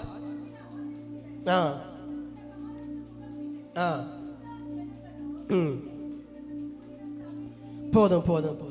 நான் ஒன்றே ஒன்று சொல்லி கடந்து செல்லுகிறேன். இந்த யோசபாத் ராஜா அவர் மட்டும் ஜெபிக்கவில்லை. அவர் என்ன பண்றாருன்னா, தனக்கு கீழாக உள்ள எல்லா ஜனங்களும் என்ன பண்றாரு அப்படின்னா, ஜெபிப்பதற்காக உபவாசத்தை கூறுவிக்கிறார். இதிலிருந்து நான் சொல்ல விரும்புகிற மிக முக்கியமான காரியம், if you are a praying mother, your family will be a praying family. எத்தனை பேர் விசுவாசிக்கிறீங்க? If you are a praying father, your whole family will be a praying family. நீங்க ஜெபிக்கிற தகப்பனாக இருந்தால் உங்க பிள்ளைகள் உங்களோடு ஜெபிப்பார்கள். நீங்க ஜெபிக்கிற தாயாக இருந்தால் உங்கள் பிள்ளைகள் உங்களோடு கூட ஜெபிப்பார்கள். நீங்க ஜெபிக்கிற தாத்தாவாக பாட்டியாக இருந்தால் உங்க குடும்பம், உங்க பேர பிள்ளைகள், உங்கள் அடுத்த தலைமுறைகள் உங்களோடு கூட நின்று உங்களை பார்த்து ஜெபிக்கிறவர்களாக வளருவார்கள். யோசபாத் ராஜா ஜெபித்தான். அவனுக்கு கீழாக இருக்கக்கூடிய முழு நாடும், எருசலேம் ஜனங்கள் முழுவதும் ஜெபத்திற்கு வந்து நிற்கிறார்கள். அதுதான் நாம் ஏற்படுத்துகிற தாக்கம். ஒரு வீட்டில் ஒரு தகப்பனார் என்ன செய்கிறாரோ, ஒரு தாய் என்ன செய்கிறார்களோ, பிள்ளைகளுடைய வாழ்க்கையில் நீங்க சொன்னாலும் சொல்லாவிட்டாலும் அது தாக்கத்தை ஏற்படுத்தும். எத்தனை பேர் விசுவாசிக்கிறீங்க? அல்லேலூயா. அதனால் நாம் செய்வதில் ரொம்ப கவனமாக இருக்கும். நாம் எதை பார்க்கிறோம், எதை கேட்கிறோம், ரொம்ப கவனமாக இருக்கணும். நாம் ஒன்றை பார்த்து விட்டு பிள்ளைகளை வேறு ஒன்றை பார்க்க சொன்னால் அதை பிள்ளைங்க கண்டிப்பாக செய்ய மாட்டாங்க. நாம் ஒன்றை கேட்டு விட்டு பிள்ளைகளை வேறொன்று கேட்க சொன்னால் கண்டிப்பாக கேட்க மாட்டாங்க. நாம் ஒரு இடத்திற்கு போய்விட்டு பிள்ளைகளை ஒரு இடத்திற்கு போய் சொன்னால் கண்டிப்பாக போக மாட்டார்கள். நாம் சபைக்கு வந்தால்தான் பிள்ளைங்க என்ன பண்ணுவாங்க, நம்மளை ஃபாலோ பண்ணி நம்மோடு கூட சபைக்கு வருவார்கள். யோசபாத் ராஜா ஜெபித்தது அவனோடு நிற்கவில்லை, முழு தேசமும் அவனோடு கூட ஜெபித்தது. we need that kind of a leader. நீங்கள் அப்படிப்பட்ட ஒரு தலைவர்களாகத்தான் சபையில் இருக்க வேண்டும். மற்றவர்களை கட்டாயப்படுத்தி அல்ல, உங்களை பார்த்து ஜனங்கள் உங்களோடு சேர்ந்து நின்று ஜெபிக்க வேண்டும். உங்களை பார்த்து உங்களுடைய இன்ஃப்ளூயன்ஸ் எந்த அளவுக்கு இருக்கணும்னா, நீங்க ஒரு ஜெபிக்கிற நபர் என்று சுற்றி உள்ள ஜனங்கள் உங்களை பார்த்து உங்களோடு வந்து ஜெபிக்க வேண்டும். அப்படிப்பட்ட தாக்கத்தை ஏற்படுத்துகிற ஜெபிக்கிற தாயாக, ஜெபிக்கிற தகப்பனாக சபையிலே தேவன் அநேகரை எழுப்ப போதுமானவராக இருக்கிறார். நாம் அப்படிப்பட்ட ஒரு சபையாக இருக்க தேவன் கிருபை தருவாராக. நீங்கள் ஏற்படுத்துகிற தாக்கம் உங்கள் அடுத்த தலைமுறையையும் தேவனுக்கு நேராக வழி நடத்தும். நாம் எவ்வளோ பெரிய பிரச்சனைகளாக இருந்தாலும் சரி, ஆண்டவரிடத்தில் ஜெபிக்க முடியாத அளவிற்கு பெரிய பிரச்சனை என்று ஒன்றுமே கிடையாது. நாம் எவ்வளோ சின்ன காரியமாக இருந்தாலும் சரி, ஆண்டவரிடத்தில் சொல்ல முடியாத அளவுக்கு சின்ன காரியம் எதுவுமே கிடையாது. அதனால எந்த அழுத்தங்களாக இருக்கட்டும், what ever the situation maybe, எதுவாக இருந்தாலும் அதை முதலாவது bring it to God. முதலாவது தேவனிடத்தில் கர்த்தரை தேடுவதற்கு ஒருமுகப்படுங்க. ஏன்னா இந்த ஃபஸ்ட்டு ஸ்டெப்பு நடக்கலைன்னு வச்சுக்கோங்களேன். நான் எதுக்கு இவ்வளோ நேரம் இதை நான் திருப்பி சொல்கிறேன்னா, இந்த ஃபஸ்ட்டு ஸ்டெப்பு நடக்கலைன்னா அடுத்து உள்ள 4 ஸ்டெப் நடக்க வாய்ப்பே இல்லை. அப்போ இன்னும் 4 பாயிண்ட் இருக்கா பாஸ்டர்னு யோசிக்க ஆரம்பிச்சிடாதீங்க, வேகமாக சொல்லிடுவதெல்லாம். இந்த ஃபஸ்ட்டு ஸ்டெப் நடக்கலைன்னா அடுத்தடுத்து நடக்க வாய்ப்பே இல்லை. ஆனால் சாத்தான் குறி வைக்கிறது, உங்கள் அழுத்தப்படும் பொழுது நீங்கள் இந்த ஃபஸ்ட்டு ஸ்டெப்பை மட்டும் வரவே விட மாட்டான். கர்த்தரை பார்ப்பதற்கு மட்டும் விடவே மாட்டான். வேற எல்லாம் செய்வான்.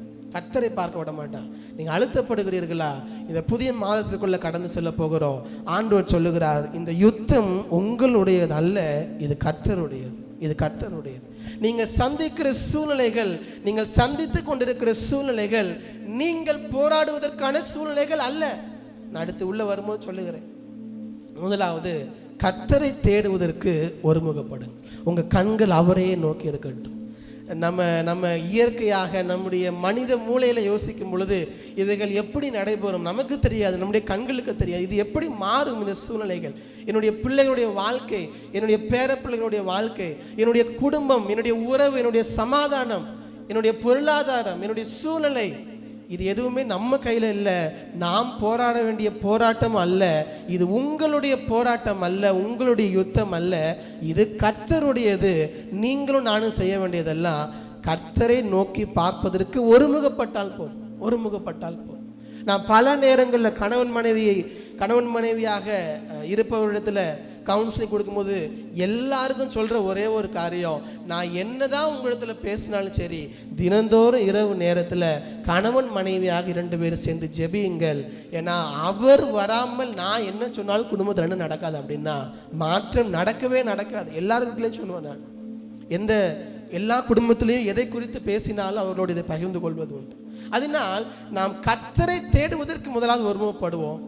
நம்முடைய மன அழுத்தத்தில் இருக்கும் பொழுது, அழுத்தமான சூழ்நிலைகளை சந்திக்கும் பொழுது, அதுவே யோசபாத் செய்த முதல் காரியம்.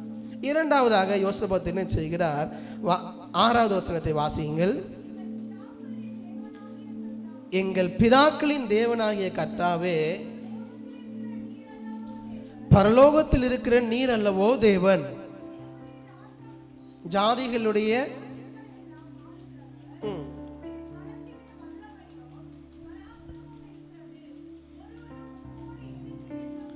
ஆமென். போதும். 6வது வசனத்திலிருந்து நீங்கள் வாசித்து பார்த்தால் 6லிருந்து 12வது வசனம் வரைக்கும் யோசபாத்தினுடைய ஜெபம் குறித்து கொள்ளுங்கள். 6வது வசனத்திலிருந்து 12வது வசனம் வரைக்கும் த பிரேயர் ஆஃப் ஜோசபாத், யோசபாத்தினுடைய ஜெபம் இருக்கிறது. 6லிருந்து 12 வரை. முதலாவது சொன்ன கர்த்தரை தேடுவதற்கு நாம் ஒருமுகப்பட வேண்டும். நம்முடைய கண்கள் முதலாவது தேவனை நோக்கி பார்க்க வேண்டும். அப்படி தேவனை நோக்கி பார்க்கும் பொழுது நம்முடைய ஜெபம் எப்படி இருக்க வேண்டும் என்பதை அடுத்து சொல்லுகிறார். இரண்டாவதாக அவர் சொல்லுகிறார், நம்முடைய ஜெபம் எப்படி இருக்க வேண்டுமா? 6ஆம் வசனத்தில் முதலாவது என்ன சொல்றாரு? நீரே பரலோகத்தில் இருக்கிற நீர் அல்லவோ தேவன், தேவரீர் ஜாதிகளுடைய ராஜ்யங்கள் எல்லாம் ஆளுகிறவர், உம்முடைய கரத்திலே வல்லமையும் பராக்கிரமும் இருக்கிறது, ஒருவரும் உம்மோடு எதிர்த்து நிற்க கூடாது. இந்த 6ஆம் வசனம் முழுவதும் வாசிக்கும் போது அதில் என்ன சொல்றாரு யோசபாத்? தேவனுடைய நாமத்தை சொல்றார். சிம்பிள். நம்முடைய தேவன் யார் என்பதை யோசபாத் முதலாவது சொல்லுகிறார். அவர் பரலோகத்தில் இருக்கிற நீர்தான் தேவன், ராஜ்யங்களை ஆளுகிறவர் நீர்தான், உம்முடைய கரத்தில் தான் வல்லமையும் பராக்கிரமும் இருக்கிறது, உம்மோடு எதிர்த்து நிற்க ஒருவனாலும் கூடாது. இந்த 6வது வசனம் முழுவதும் அவர் சொல்லுகிறது ஒன்னே ஒண்ணுதான், நம்முடைய தேவன் யார், அவர் எப்படிப்பட்டவர் என்பதை நினைவு கூறுகிறார், திரும்பி பார்க்கிறார். Remember who our God is. நாம் அழுத்தப்படுகிற சூழ்நிலையில் நம்மால் நம்முடைய தேவன் எப்படிப்பட்டவர் என்பதை பார்க்க மிக மிக மிக கடினமாக இருக்கும். மிக மிக கடினமாக நாம் அழுத்தப்படுகிற சூழ்நிலையில் நம்முடைய சுயம்தான் மேலொழும்பி இருக்குமே ஒழிய தேவன் எப்படிப்பட்டவர் என்பதை பார்ப்பதற்கு நம்முடைய கண்களுக்கு தெரியவே தெரியாது. கண்களுக்கு தெரியவே தெரியாது. எனக்கு அன்பான தேவ ஜனமே, நாம் அவரை நோக்கி பார்க்க வேண்டும். அவரை நோக்கி பார்க்கும் பொழுது முதலாவது செய்ய வேண்டியது, என் தேவன் யார் என்பதை திரும்பி பாருங்கள். என் தேவன் எப்படிப்பட்டவர், அவருடைய நாமங்கள் என்ன? இப்போ உங்க எல்லா இடத்திலும் கேட்டேன்னா நீங்க எல்லாரும் அவருடைய நாமங்களை சொல்ல முடியும். தேவன் நம்முடைய வாழ்க்கையில் எப்படிப்பட்டவர் என்று, நம்முடைய வாழ்க்கையில் எத்தனை நன்மைகளை செய்கிறவர் என்று, எப்படியெல்லாம் அவருடைய நாமங்கள், அவர் நல்லவர், கிருபை உள்ளவர், சமாதானத்தை தருகிறவர், அன்புள்ளவர், அவர் ஒருவரே வல்லமை உள்ளவர், அதிசயங்களை செய்கிறவர், இப்படி அவருடைய நாமங்கள் ஏராளம் இருக்கிறது, ஏராளம் இருக்கிறது. அப்போ முதலாவது தேவ சமூகத்துக்கு போகும் பொழுது அவர் யார் என்பதை திரும்பி பார்க்க வேண்டும். Remember who our God is.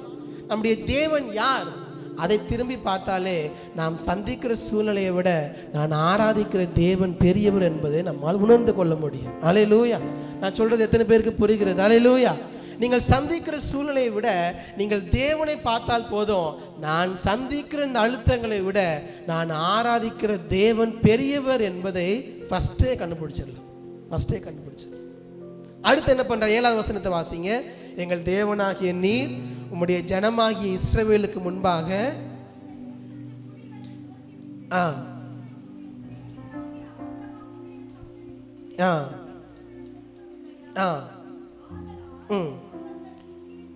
அவர்கள் இங்கே குடியிருந்து இதில் உம்முடைய நாமத்துக்கு என்று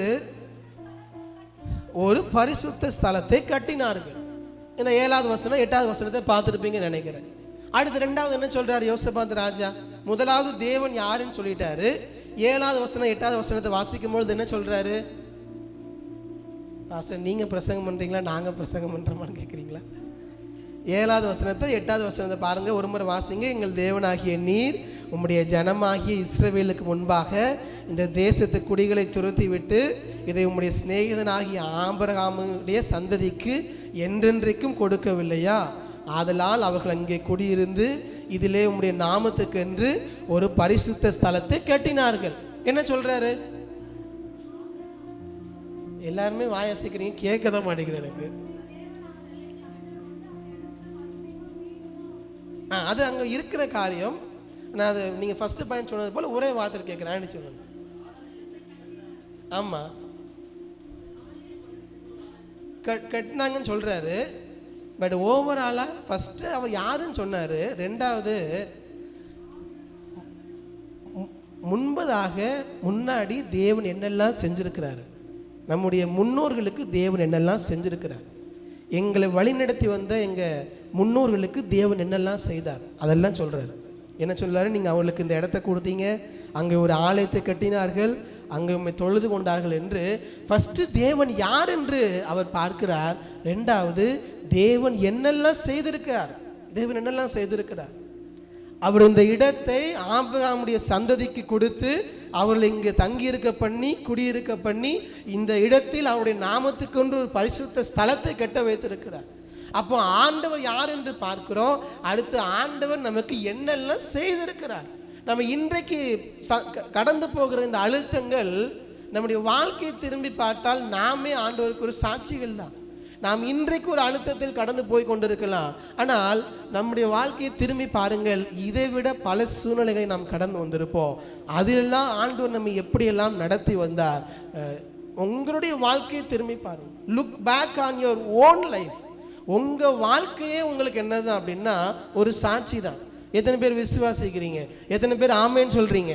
ஆமேன். ஒவ்வொருவரும் சொல்ல முடியும், என் வாழ்க்கையில் தேவன் எப்படியெல்லாம் என்னை நடத்தி வந்தார், அவருடைய கரம் ஒன்றே இதை செய்தது என்று சொல்வதற்கு நம்ம எல்லாருடைய வாழ்க்கையிலும் சாட்சி உண்டு. நம்ம எல்லாருடைய வாழ்க்கையிலும் ஆண்டவர் அற்புதமாய் நடத்தி வந்திருக்கிறார். அவருடைய கரமே இதை செய்தது. அதை திரும்பி பாருங்கள். Remember what God has done in our life. நம்முடைய வாழ்க்கையில் தேவன் என்னெல்லாம் செய்திருக்கிறார். திரும்பி பாருங்கள், திரும்பி பாருங்கள். எப்பொழுது திரும்பி பார்க்க சொல்லுகிறார்? நீங்கள் அழுத்தப்படுகிற ஒரு சூழ்நிலையில், நீங்கள் அழுத்தப்படும் பொழுது ஆண்டவர் சமூகத்தில் போய், ஆண்டவர் எப்படிப்பட்டவர், அவர் என் வாழ்க்கையில் என்னெல்லாம் செய்திருக்கிறார். இதெல்லாம் நீங்கள் யோசபாத்தை போல வார்த்தையாக சொல்ல முடியாமல் இருக்கலாம். உங்கள் மனதின் வார்த்தைகள் வார்த்தையாக வெளிவராவிட்டாலும் உங்கள் மௌனத்தையும் ஆண்டவரால் கேட்க முடியும். எத்தனை பேருக்கு அது தெரியும்? அல்லேலூயா.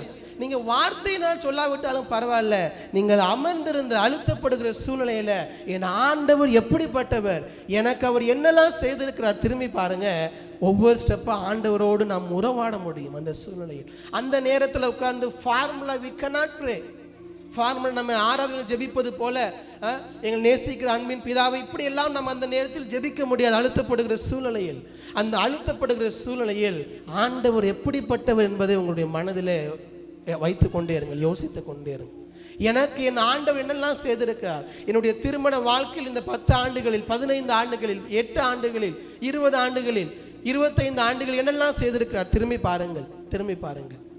ஆண்டவர் யார், அவர் எப்படிப்பட்டவர், அவர் எனக்கு என்னெல்லாம் செய்திருக்கிறார் என்பதை திரும்பி பாருங்கள். அடுத்து 9ஆம் வசனத்தை வாசிங்க. எங்கள் மேல் பட்டயம்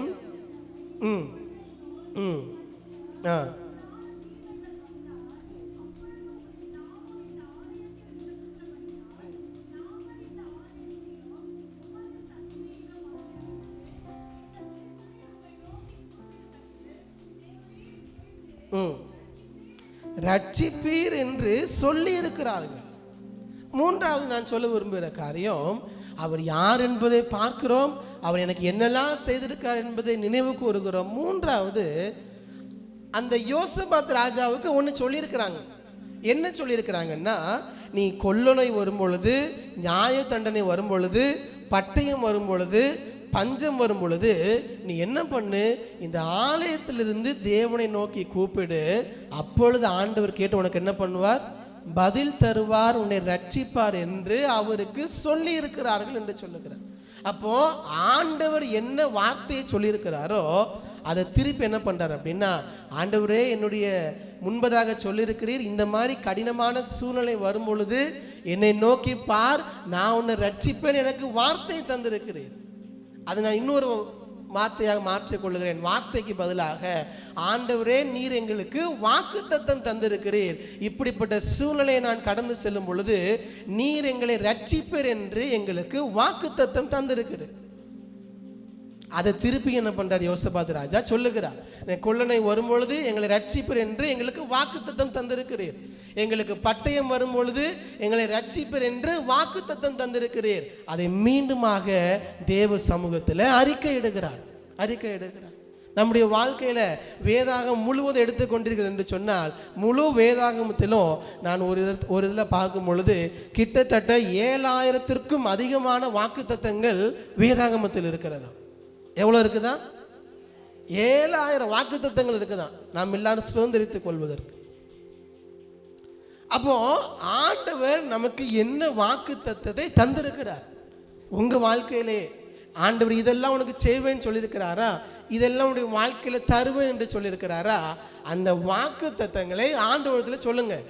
நீங்களா ஒரு கதை சொல்லல, ஆண்டவர் தந்த வார்த்தையை அவரிடத்தில் சொல்லுகிறோம். ஹல்லேலூயா. நான் சொல்றது உங்களுக்கு புரியும் நினைக்கிறேன். ஆண்டவர் தந்த வார்த்தை, ஆண்டவரே நீர் இதை செய்வேன் என்று எங்களுக்கு சொல்லியிருக்கிறீர். அதை உங்களுக்கு ஆண்டவரிடத்தில் விசுவாசத்தோடு அறிக்கை எடுக்கிறோம். இந்த மாதம் நம்முடைய ஜெபம் எப்படி இருக்க வேண்டும்? இந்த ஜூன் மாதத்தில், ஆண்டவரே இந்த ஜூன் மாதத்தில் நீர் எங்கள் சபைக்கு என் குடும்பத்திற்கு வாக்குத்தத்தம் தந்திருக்கிறீர், கர்த்தர் உங்களுக்காக யுத்தம் பண்ணுவார், நீங்கள் சும்மா இருப்பீர்கள் என்று வாக்குத்தத்தம் தந்திருக்கிறீர். ஆண்டவரே இந்த மாதத்தில் நான் சந்திக்கிற இந்த போராட்டம் என்னை அழுத்தத்துக்குள்ளாக்குகிறது, நீர் தந்த வார்த்தை, நீர் எனக்காக யுத்தம் செய்வீர், என் குடும்பத்தில் எனக்காக யுத்தம் செய்யும். இதுதான் வார்த்தையை, வாக்குத்தத்தத்தை அறிக்கையிடுவது. விசுவாசத்தோடு தேவன் தந்த வார்த்தையை விசுவாசத்தோடு அறிக்கையிட வேண்டும். அதுக்கு முதலாவது வாக்குத்தத்தங்கள் நமக்கு தெரிய வேண்டும். We need to know what God has promised. அதுக்கு வசனங்களை எடுத்து வாசித்து ஆராதனை உள்ள வார்த்தைகள். அதுக்காக பிரசங்கத்தில் மட்டும்தான் ஆண்டவர் வார்த்தை தருவாரா? இல்லை. நீங்கள் தனிப்பட்ட முறையில் ஜெபிக்கும் பொழுது, தனிப்பட்ட முறையில் வேதத்தை வாசிக்கும் பொழுது ஆண்டவர் உங்களோடு திட்டமும் தெளிவுமாக வார்த்தையினால் பேசுவார். அதையெல்லாம் குறித்து கொள்ளுங்கள். எதுக்கு நாம் ஆராதனை நேரத்தில் குறிப்பெடுக்க சொல்லுகிறோம்? இதெல்லாம் ஆண்டவர் உங்களுக்கு தருகிற வாக்குத்தத்தங்கள். இதெல்லாம் தேவ சமூகத்தில் அறிக்கையிட்டு தேவனிடத்தில் கேளுங்கள். ஏன்னா ஆண்டவர் தந்த வாக்குத்தத்தம். விசுவாசத்தோடு அறிக்கையிடுங்கள். நீங்கள் விசுவாசித்தால் தேவனுடைய மகிமையை காண்பீர்கள். நாம் விசுவாசித்தால், ஆண்டவர் வாக்குத்தத்தத்தை எல்லாருக்கும் தான் கொடுக்கிறாரு. ஆனா யார் பெற்றுக் கொள்ளுகிறார்கள்? யாரெல்லாம் விசுவாசிக்கிறார்களோ, யாரெல்லாம் விசுவாசத்தை அறிக்கை இடுகிறார்களோ அவர்கள் பெற்றுக் கொள்ளுகிறார்கள். இந்த யோசபாத் ராஜா, ஆண்டவரே நீர் வாக்குத்தத்தம் தந்திருக்கிறீர், இப்படிப்பட்ட கடினமான சூழ்நிலை வரும் பொழுது எங்களை ரட்சிப்பேன் என்று வாக்குத்தத்தம் தந்திருக்கிறீர், நீர் தந்த வாக்குத்தத்தத்தை நினைவு கூர்ந்து உங்க சமூகத்தில் விசுவாசத்தோடு அறிக்கை இடுகிறேன். அவர் பயப்படுவதற்கு 1000 காரணம் இருக்குது. ஆண்டவரே 3 ராஜாக்கள் வருகிறார்கள், எனக்கு ரொம்ப பயமா இருக்குது, என்ன செய்யணும்னு தெரியல. இதெல்லாம் யோசபாத் ராஜாவுடைய வாயிலிருந்து வரவே இல்லை. காரணம், யோசபாத் ராஜா வருகிற 3 ராஜாக்களை பார்ப்பதை விட்டு ஆண்டவரை நோக்கி பார்த்தார். அதனால ராஜாக்களை குறித்து பேசுவதற்கு நிறைய இருக்கு. 3 பேர் எப்படிப்பட்டவங்க, அவங்களுடைய படைகள் எவ்வளவு, இப்படி பல காரியங்கள் இருக்குது. ஆனா யோசபாத் ராஜா வாயிலிருந்து வருவதெல்லாம் ஒண்ணுதான், ஆண்டவர் ஆண்டவர் ஆண்டவர் ஆண்டவரை பற்றி மட்டுமே வந்துட்டு இருக்குது. என் ஆண்டவர் எப்படிப்பட்டவர், என் ஆண்டவர் எனக்கு என்ன செய்திருக்கிறார், என் ஆண்டவர் எனக்கு என்ன வாக்குத்தத்தங்களை தந்திருக்கிறார், வாயிலிருந்து வருவதெல்லாம் ஆண்டவரை பற்றி தான் இருக்கிறது. பாருங்க, கடைசி வரைக்கும் ஆண்டவரை இவங்கிட்ட இருந்து என்னை காப்பாத்துங்கன்னு இன்னும் சொல்லவே இல்லை. எனக்கு எதிராக 3 பேர் வராங்க, அவங்ககிட்ட இருந்து காப்பாற்றுன்னு வரவே இல்லை. அதுதான் நம்முடைய பிரச்சனையை பார்த்து கொண்டே இருந்தால் தேவனை பார்க்கவே முடியாது. எஸ், நம்ம எல்லாருடைய வாழ்க்கையிலும் நம்மால் கையாளப்பட முடியாத சூழ்நிலைகள் இருக்கிறது. அதை தாண்டித்தான் வருகிறோம். ஆனால் ஒன்றை மறந்து விடாதீர்கள், உங்களால் கையாள முடியாத சூழ்நிலைகளில் எல்லாம் இந்த யுத்தம் உங்களுடையது அல்ல என்பதை மறந்து விடாதீர்கள். இந்த யுத்தம் உங்களுடையது அல்ல. It's not your battle to fight, it is God's battle to fight. இது தேவன் போராட வேண்டிய யுத்தமே ஒழிய நீங்களும் நானும் நம்முடைய சுயத்தில் போராட வேண்டிய யுத்தம் அல்ல. வேகமாக செல்லுகிற நேரமாகிவிட்டது. அடுத்து என்ன செய்கிறார்? யோசபாத் ராஜா ஜெபிக்கிறார். 12வது வசனத்தை வாசியுங்கள், வேகமாக சொல்லுகிறேன். எங்கள் தேவனே, அவர்களை நீர் நியாயம் தீர்க்க மாட்டீரோ?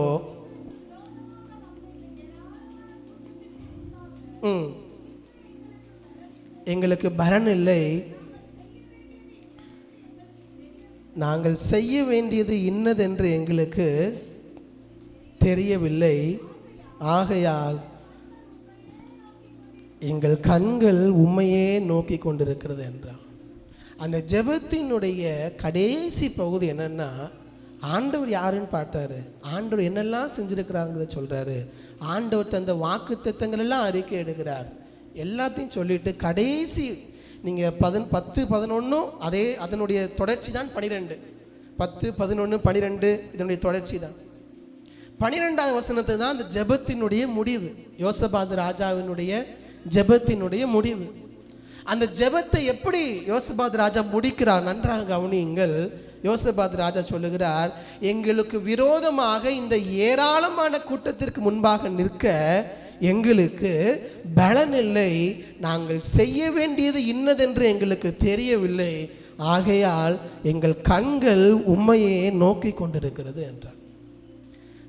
நம்ம ஆண்டவர் சமூகத்தில் அவரை நோக்கி பார்க்கணும்னு சொன்னேன்.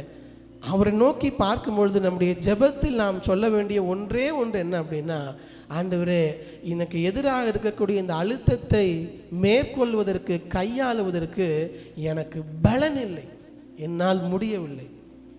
இந்த சூழ்நிலையை என்னுடைய சுய பலத்தால், in my own ability, in my own strength என்னால் முடியல, என்னால் இதை கண்ட்ரோல் பண்ண முடியும், என்னால் இதை எப்படி சரிப்படுத்துவது, இதை எப்படி நடத்துவது எனக்கு தெரியல ஆண்டவரே, எனக்கு தெரியவில்லை, எனக்கு பலன் இல்லை. ரொம்ப லிட்டரலாக சொல்கிறாரு.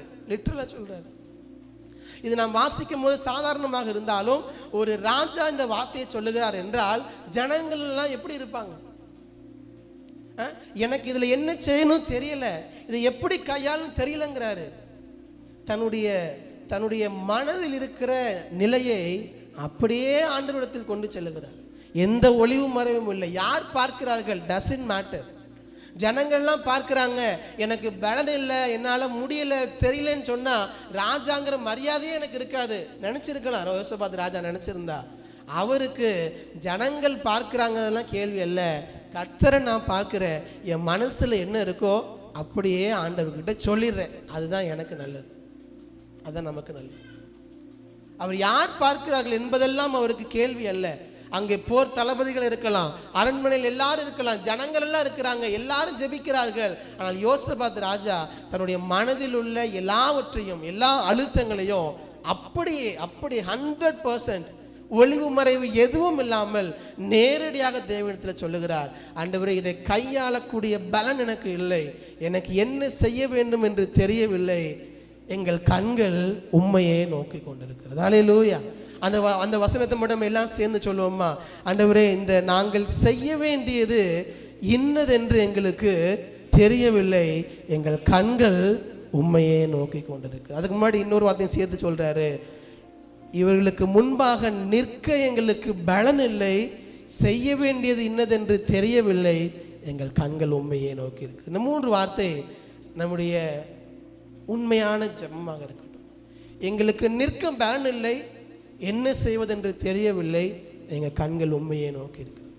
அதுதான் நம்மால் முடியவில்லை என்பதை தேவனிடத்தில் ஒப்புக்கொண்டே ஆக வேண்டும். அது ஒன்றும் அவ்வளோ கஷ்டமே கிடையாது. கஷ்டமாக அது நமக்கு மனுஷங்கிட்ட ஒப்புக்கொள்றது தான் நமக்கு கஷ்டம், எனக்கு தெரியாதுன்ட்டு. ஆண்டோட ஈஸியாக சொல்லிடலாம். அதனால இந்த சூழ்நிலையை ஆண்டவரே எனக்கு இதை எப்படி ஹேண்டில் பண்ணணும் தெரியல, என்னுடைய சுயத்தில் நான் ஹேண்டில் பண்ணி அதை நான் ரொம்ப மெஸ்அப் பண்ணிட்டேன். ஆண்டவர்கிட்ட சொல்லுங்கள், தவறே இல்லை.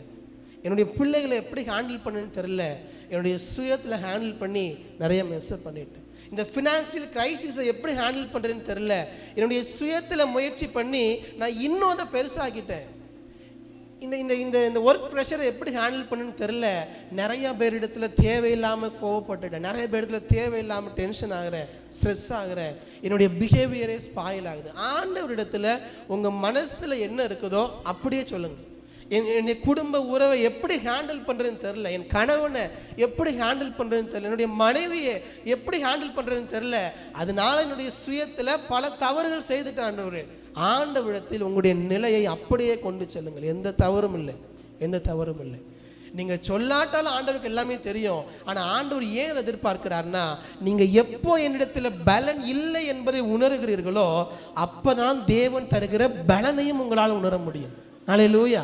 நான் சொல்கிறது எத்தனை பேருக்கு புரிகிறது? எனக்கு I don't have the strength நீங்கள் எப்போ சொல்கிறீங்களோ அப்போ தான் காட் ஸ்ட்ரென்த் உங்களை ஃபில் பண்ணுறதை உங்களால் ஃபீல் பண்ண முடியும். ஆண்டவர் எனக்கு பலன் இல்லைன்னு சொல்லுங்க, ஆண்டவர் தருகிற பலனை உங்களுடைய வாழ்க்கையில் அனுபவிப்பீர்கள். இந்த மாதத்தில் உங்களுக்கு நான் சொல்லுகிறேன், இந்த மாதத்தில் எப்பொழுதெல்லாம் தேவ சமூகத்தில் போய் ஆண்டவரே இந்த இந்த நாளில் இந்த சூழ்நிலையை நான் எப்படி சந்திக்க போகிறேன்னு தெரில, இந்த நாளில் இந்த காரியத்தை எப்படி செய்ய போகிறேன்னு தெரில, எனக்கு அதுக்கான பலன் இல்லை ஆண்டவரே. ஈவன் சரீர பிரகாரமாக கூட நீங்கள் சொல்லலாம். நான் உங்களுக்கு சொல்கிறேன், சேலஞ்ச் பண்ணி சொல்கிறேன், ஆண்டவரே இங்கே நிற்பதற்கு எனக்கு பலன் இல்லைன்னு சொல்லுங்கள், ஆண்டவர் அன்றைக்கு உங்களுக்கு பலனை தருவார். இன்னைக்கு காலையில் கூட நான் அந்த ஜெபத்தை பண்ணிட்டு தான் வந்தேன். நேற்று இரவு வரை எனக்கு ஃபீவர் தான். ஆண்டவரே இன்றைக்கு நிற்பதற்கு எனக்கு பலன் இல்லை. லிட்டரலாக ஃபிசிக்கலாக சொல்கிறேன், ஃபிசிக்கலாக நிற்பதற்கு பலன் இல்லை. எப்போ நம்ம பலன் இல்லைன்னு ஆண்டவர்கிட்ட வருமோ அப்போ தான் அவருடைய பலத்தை நம்மால் அனுபவிக்க முடியும். ஏன்னா நம்ம எப்போ வீக்காக இருக்கிறோமோ அப்போ தான் அவர் ஸ்ட்ரென்த்தாக இருப்பார். நம்மளே ஸ்ட்ரென்த்தாக இருந்தால் அவர் இதுக்கு, நான் சொல்கிறது உங்களுக்கு புரியுது இல்லையா? நாம் பலவீனமாக இருக்கும் பொழுது தான் அவர் பலப்படுத்துவார். நான் பலவீனன் என்பதை ஒத்துக்கொள்ளும் பொழுதுதான் தேவன் அங்கே கிரியை செய்வார். என்னால் முடியவில்லை என்று நீங்கள் ஃபுல் ஸ்டாப் வைக்கும் பொழுதுதான் ஆண்டவர் அங்கிருந்து துவங்குவார். நாள் முடியும் முடியும்னு ஓடிட்டே இருந்தீங்கன்னா God will wait. அவர் வெயிட் பண்ணுவார். எது வரைக்கும்? என்னால் முடியலப்பான்னு நீங்கள் உட்கார்ற வரைக்கும் வெயிட் பண்ணிட்டே இருப்பார். நீங்கள் எவ்வளோ தூரம் முடியுமோ என்ன பண்ணுங்க, ஓடு. எவ்வளோ தூரம் ட்ரை பண்ணுறியோ ட்ரை பண்ணு. எந்த அளவுக்கு பிரச்சனையை பெருசாக்க முடியுமோ ஆக்கு. ஒரு கட்டத்தில் இதுக்கு மேலே என்னால் முடியல ஆண்டவரே நிற்போம் இல்லையா, அதுக்கு தான் ஆண்டவர் வெயிட் பண்ணுறார். நான் சொல்கிறேன், நீங்கள் அவ்வளோ தூரம் போக வேண்டாம். அழுத்தப்படும் பொழுதே ஆண்டவர்கிட்ட சொல்லிடுங்க, ஆண்டவரே ஐ cannot handle this alone. என்னால் இதை ஹேண்டில் பண்ண முடியாது, என்னால் இதை ஹேண்டில் பண்ண முடியும், எனக்கு அதுக்கான பலன் இல்லை. ஆண்டவர்கிட்ட சொல்லுங்கள். நீங்கள் பலன் இல்லைன்னு சொல்லும் பொழுது அவர் பலத்தால் உங்களை நிரப்புவார். என்னால் முடியவில்லை, தெரியவில்லை என்று சொல்லும் பொழுது உங்களுக்கு தெரியாத பாதைகளில், உங்களுக்கு புரியாத வழிகளில் நடத்துகிறவர் நீங்களும் நான் ஆராதிக்க நம்முடைய தேவன். ஹல்லேலூயா. ஏன்னா அவர் வனாந்திரத்தில் வழியையும் அவாந்திர வெளியிலே ஆறுகளையும் உண்டாக்குவார். அவர் புதிய காரியங்களை செய்கிறவர், புதிய விதங்களில் நம்மை நடத்துகிற தேவன். வேகமாக சொல்லி முடிக்கிறேன், நேரமாகிவிட்டது. இந்த ஜெபத்தை அவன் செய்கிறான். செய்யும் பொழுது அடுத்து நடக்கிறது பாருங்கள். அங்கே இருக்கக்கூடிய சகரியா புத்திரனாகி யாகாசியல் மேல் தேவனுடைய ஆவி இறங்கினால் அந்த தேவனுடைய ஆவி அவன் என்ன பேசுகிறார்? 15ஆம் வசனத்தை வாசிங்க. சகல யூதா கோத்திரத்தாரே, ராஜாவாகிய யோசபாத்தே கேளுங்கள், நீங்கள் அந்த ஏராளமான கூட்டத்திற்கு பயப்படாமலும் கலங்காமலும் இருங்கள். கர்த்தர் உங்களுக்கு சொல்லுகிறார், இந்த யுத்தம் உங்களுடையது அல்ல, தேவனுடையது. போதும். இவனுடைய ஜெபத்திற்கு தேவன் தருகிற பதில், இவனுடைய ஜெபத்திற்கு தேவன் தருகிற பதில். மூன்றாவதாக எடுத்துக்கொள்ளுங்கள். முதலாவது சொன்னேன், the first and immediate response should see God. நாம் தேவனை பார்ப்பதற்கு ஒருமுகப்பட வேண்டும். அதுதான் நம்முடைய முதல் பாயிண்ட். ரெண்டாவது, நம்முடைய ஜெபம் எப்படி இருக்க வேண்டும் என்று சொன்னேன். மூன்றாவது, நம்முடைய ஜெபத்திற்கு தேவன் தருகிற பதில்.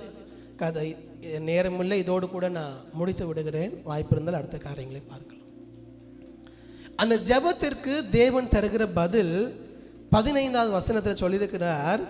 யோசபாத்தை பார்த்து சொல்கிறாரு, நீங்கள் அந்த ஏராளமான கூட்டத்திற்கு பயப்படாமலும் கலங்காமலும் இருங்கள், இந்த யுத்தம் உங்களுடையது அல்ல, தேவனுடையது. அந்த ஏராளமான கூட்டத்திற்கு பயப்படாமலும் கலங்காமலும் இருங்கள். இதை நான் இங்கிலீஷில் சொல்லணும் அப்படின்னா லிட்டரலாக டிரான்ஸ்லேட் பண்ணல, ஒரே வார்த்தையில் இது எல்லாத்தையும் சேர்த்து சொல்லணும் அப்படின்னா என்ன சொல்லலாம்? நீங்கள் பயப்படாமலும் கலங்காமலும் இருங்கள். இதை ஒரே வார்த்தையில் சொல்ல என்ன சொல்லலாம்? ரிலாக்ஸாக இருங்கன்னு ஆண்டவர் சொல்கிறாரு. என்ன சொல்கிறாரு? கொஞ்சம் சத்தமாக சொல்லுங்களேன். உங்கள் பக்கத்தில் பார்த்து சொல்லுங்கள், கொஞ்சம் ரிலாக்ஸாக இருங்க. பரவாயில்ல, இன்றைக்கி சொன்ன உடனே எல்லோரும் சொல்லிட்டீங்களே, பரவாயில்ல. கொஞ்சம் ரிலாக்ஸாக இருங்க. பல நேரங்களில் உங்ககிட்ட நீங்களே சொல்ல வேண்டியது இருக்கும். கொஞ்சம் எப்படி இருந்துக்கோ, ரிலாக்ஸாக இருந்துக்கோ. ஆண்டவர் தான் சொல்கிறாரு. நாம் சந்திக்கிற போராட்டங்கள் நம்முடைய பார்வையில் எப்படி இருக்கலாம்? கையாள முடியாத பெரிய பிரச்சனையாக இருக்கலாம். யோசபாத்துக்கு 3 ராஜாக்கள் எதிர்த்து வராங்க, பெரிய பிரச்சனை. ஆனால் ஆண்டவர் சொல்கிறாரு, நீ பயப்படாமலும் கலங்காமலும் இரு. யூ பி ரிலாக்ஸாக இருப்பா, ரிலாக்ஸாக இரு. ஏன் ரிலாக்ஸாக இருன்னா, அதுக்கு அடுத்து சொல்கிறாரு, இந்த யுத்தம் உங்களுடையது அல்ல, இந்த யுத்தம் தேவனுடையது. இந்த யுத்தம் உங்களுடையது அல்ல, இந்த யுத்தம் தேவனுடையது. ஆண்டவர் சொல்கிறாரு, நாம் எப்பொழுதெல்லாம் அழுத்தப்படுகிற சூழ்நிலையில் கடந்து செல்லுகிறோமோ, எப்பொழுதெல்லாம் விரக்திக்குள்ளாக ஒரு கிரைசிஸ்க்குள்ளாக போகிறோமோ, அப்போல்லாம் ஆண்டவர் சொல்கிறாரு, இதெல்லாம் உடைய வாழ்க்கையில் வருகிறது உண்மைதான். ஆனால் இதெல்லாம் நீ போராட வேண்டியது அல்ல, நீ போராட வேண்டியது அல்ல. இதெல்லாம் உனக்காக நான் செய்ய வேண்டியது, நான் பார்த்து கொள்ளுகிறேன். நீ பயப்படாமலும் கலங்காமலும் இரு. ஆனால் நம்முடைய மனித மூளையில் நம்மளால் அதை எடுத்துக்கொள்வதற்கு சற்று கடினமாகத்தான் இருக்கும். ஆனால் ஆண்டவரை சொல்லுங்க, ஆண்டவரே, இது நான் போராட வேண்டிய போராட்டம் அல்ல. ஏன்னா நீ சொல்லியிருக்கிறீர், இந்த யுத்தம் உங்களுடையது அல்ல, இது என்னுடையது.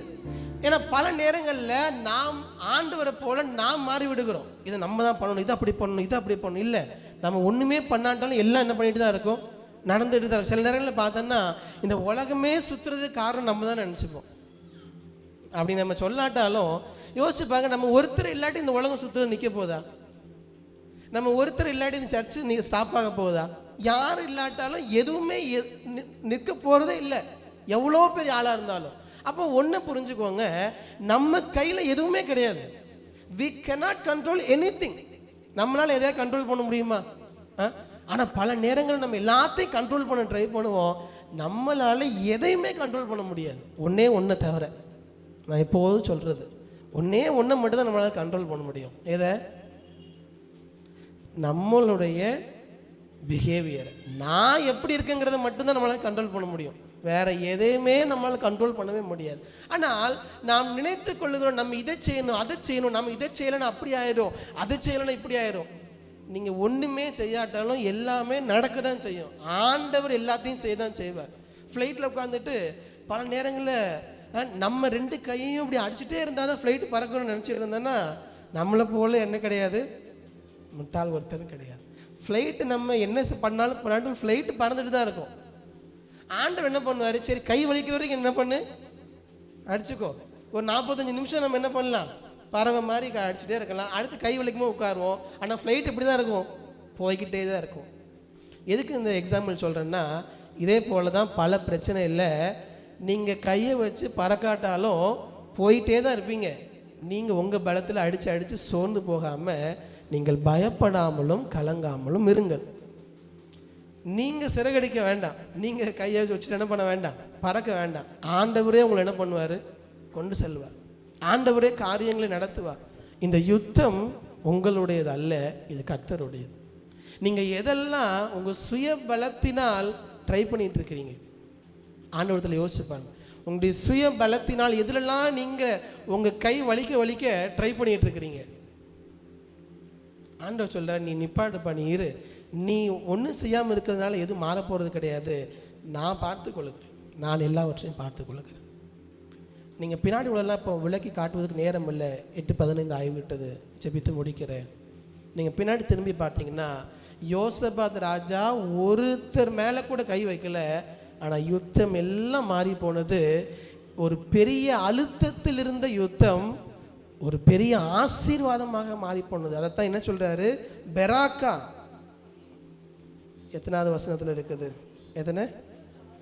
26 வாசிங்க. 4ஆம் நாளில் பெராக்காவிலே கூடினார்கள், அங்கே கர்த்தருக்கு ஸ்தோத்திரம் செலுத்தினார்கள். அதனால் அவ்விடத்திற்கு இந்நாள் வரைக்கும் இருக்கிறபடி பெராக்கா என்னும் பேர் தரித்தார்கள். ஆண்டவர் உங்களுடைய வாழ்க்கையில் அனுமதிக்கிற இந்த எல்லா அழுத்தங்களின் வழியாக போகும் பொழுதும் நீங்கள் உங்களுடைய சொந்த கைகளால் அடிக்க தேவையில்லை. நீங்கள் அப்படி நினச்சிட்டு இருக்கலாம், ஆனால் ஆண்டவரே நம்மை நடத்தி கொண்டு செல்லுவார். இது நான் போராட வேண்டியது அல்ல, கர்த்தர் எனக்காக யுத்தம் செய்வார் என்பதை மட்டும் நம்முடைய இருதயத்தில் வைத்து கொண்டால் போதும். You B relax. நீங்கள் பயப்படாமலும் கலங்காமலும் இருங்கள். 17ஆம் வசனத்தில் திருப்பியும் சொல்கிறார் பாருங்க, இந்த யுத்தத்தை பண்ணுகிறவர்கள், வாசிங்க இந்த ஒரு வசனத்தை மாத்திரம் ஜெபித்து முடிக்கலாம். இந்த யுத்தத்தை பண்ணுகிறவர்கள் நீங்கள் அல்ல, யூதா மனுஷரே, எருசலேம் ஜனங்களே, நீங்கள் தரித்து நின்று கர்த்தர் உங்களுக்கு செய்யும் ரட்சிப்பை பாருங்கள். பயப்படாமலும் கலங்காமலும் இருங்கள். நாளைக்கு அவர்களுக்கு எதிராக புறப்படுங்கள். கர்த்தர் உங்களோட கூட இருக்கிறார். அல்லேலூயா. ஆண்டவர் கடைசி அவங்களுக்கு சொன்ன வார்த்தை, நீ பயப்படாமலும் கலங்காமலும் இரு. இந்த யுத்தம் உன்னுடையதல்ல, என்னுடையது. அது எல்லாவற்றை விட நம்ம ரிலாக்ஸாக இருப்பதற்கான மிக முக்கியமான காரியம், கர்த்தர் என்னுடனே கூட இருக்கிறார். அல்லேலூயா, அல்லேலூயா. பல நேரங்களில் ஒரு குழந்தைக்கு எது தெரியுமா ரிலாக்ஸு? அம்மா கிட்டேயோ இல்லாட்டி அப்பா கிட்டேயோ இருக்கிறது தான் ரிலாக்ஸ். ஆமேன். எத்தனை பேர் ஆமேன்னு சொல்கிறீங்க? ஏன்னா அவங்களுக்கு நீங்கள் என்ன கொடுத்தாலும் சரி, ஒரு சில நேரங்களில் என்ன ஆக மாட்டாங்கன்னா செட்டில் ஆகவே மாட்டாங்க. அவங்க அம்மா கிட்டேயோ அப்பா கிட்டேயோ அல்லது நல்ல ஃபெமிலியரான ஒருத்தர்கிட்ட போனால் தான் ரிலாக்ஸாக இருப்பாங்க. பார்த்துருக்கீங்க இல்லையா? அதுதான். நீங்கள் பயப்படாமலும் கலங்காமலும் இருக்கலாம். காரணம் என்னென்னா, நம்ம அப்பா எப்போதும் யார் கூட இருக்கிறார்?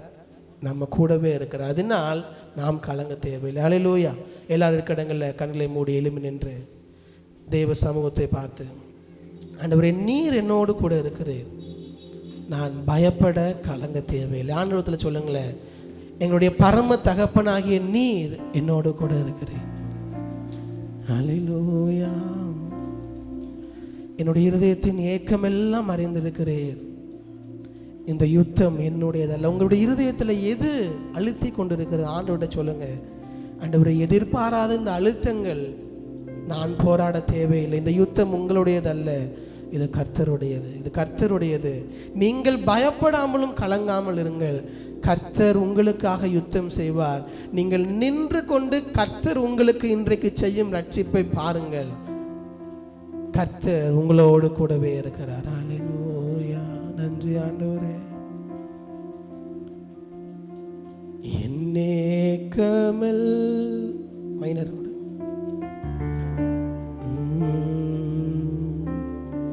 வாழ்க்கையிலே கசப்புகள் கலந்திட்டாலும் பாசமுள்ள ஒரு கூட வருது.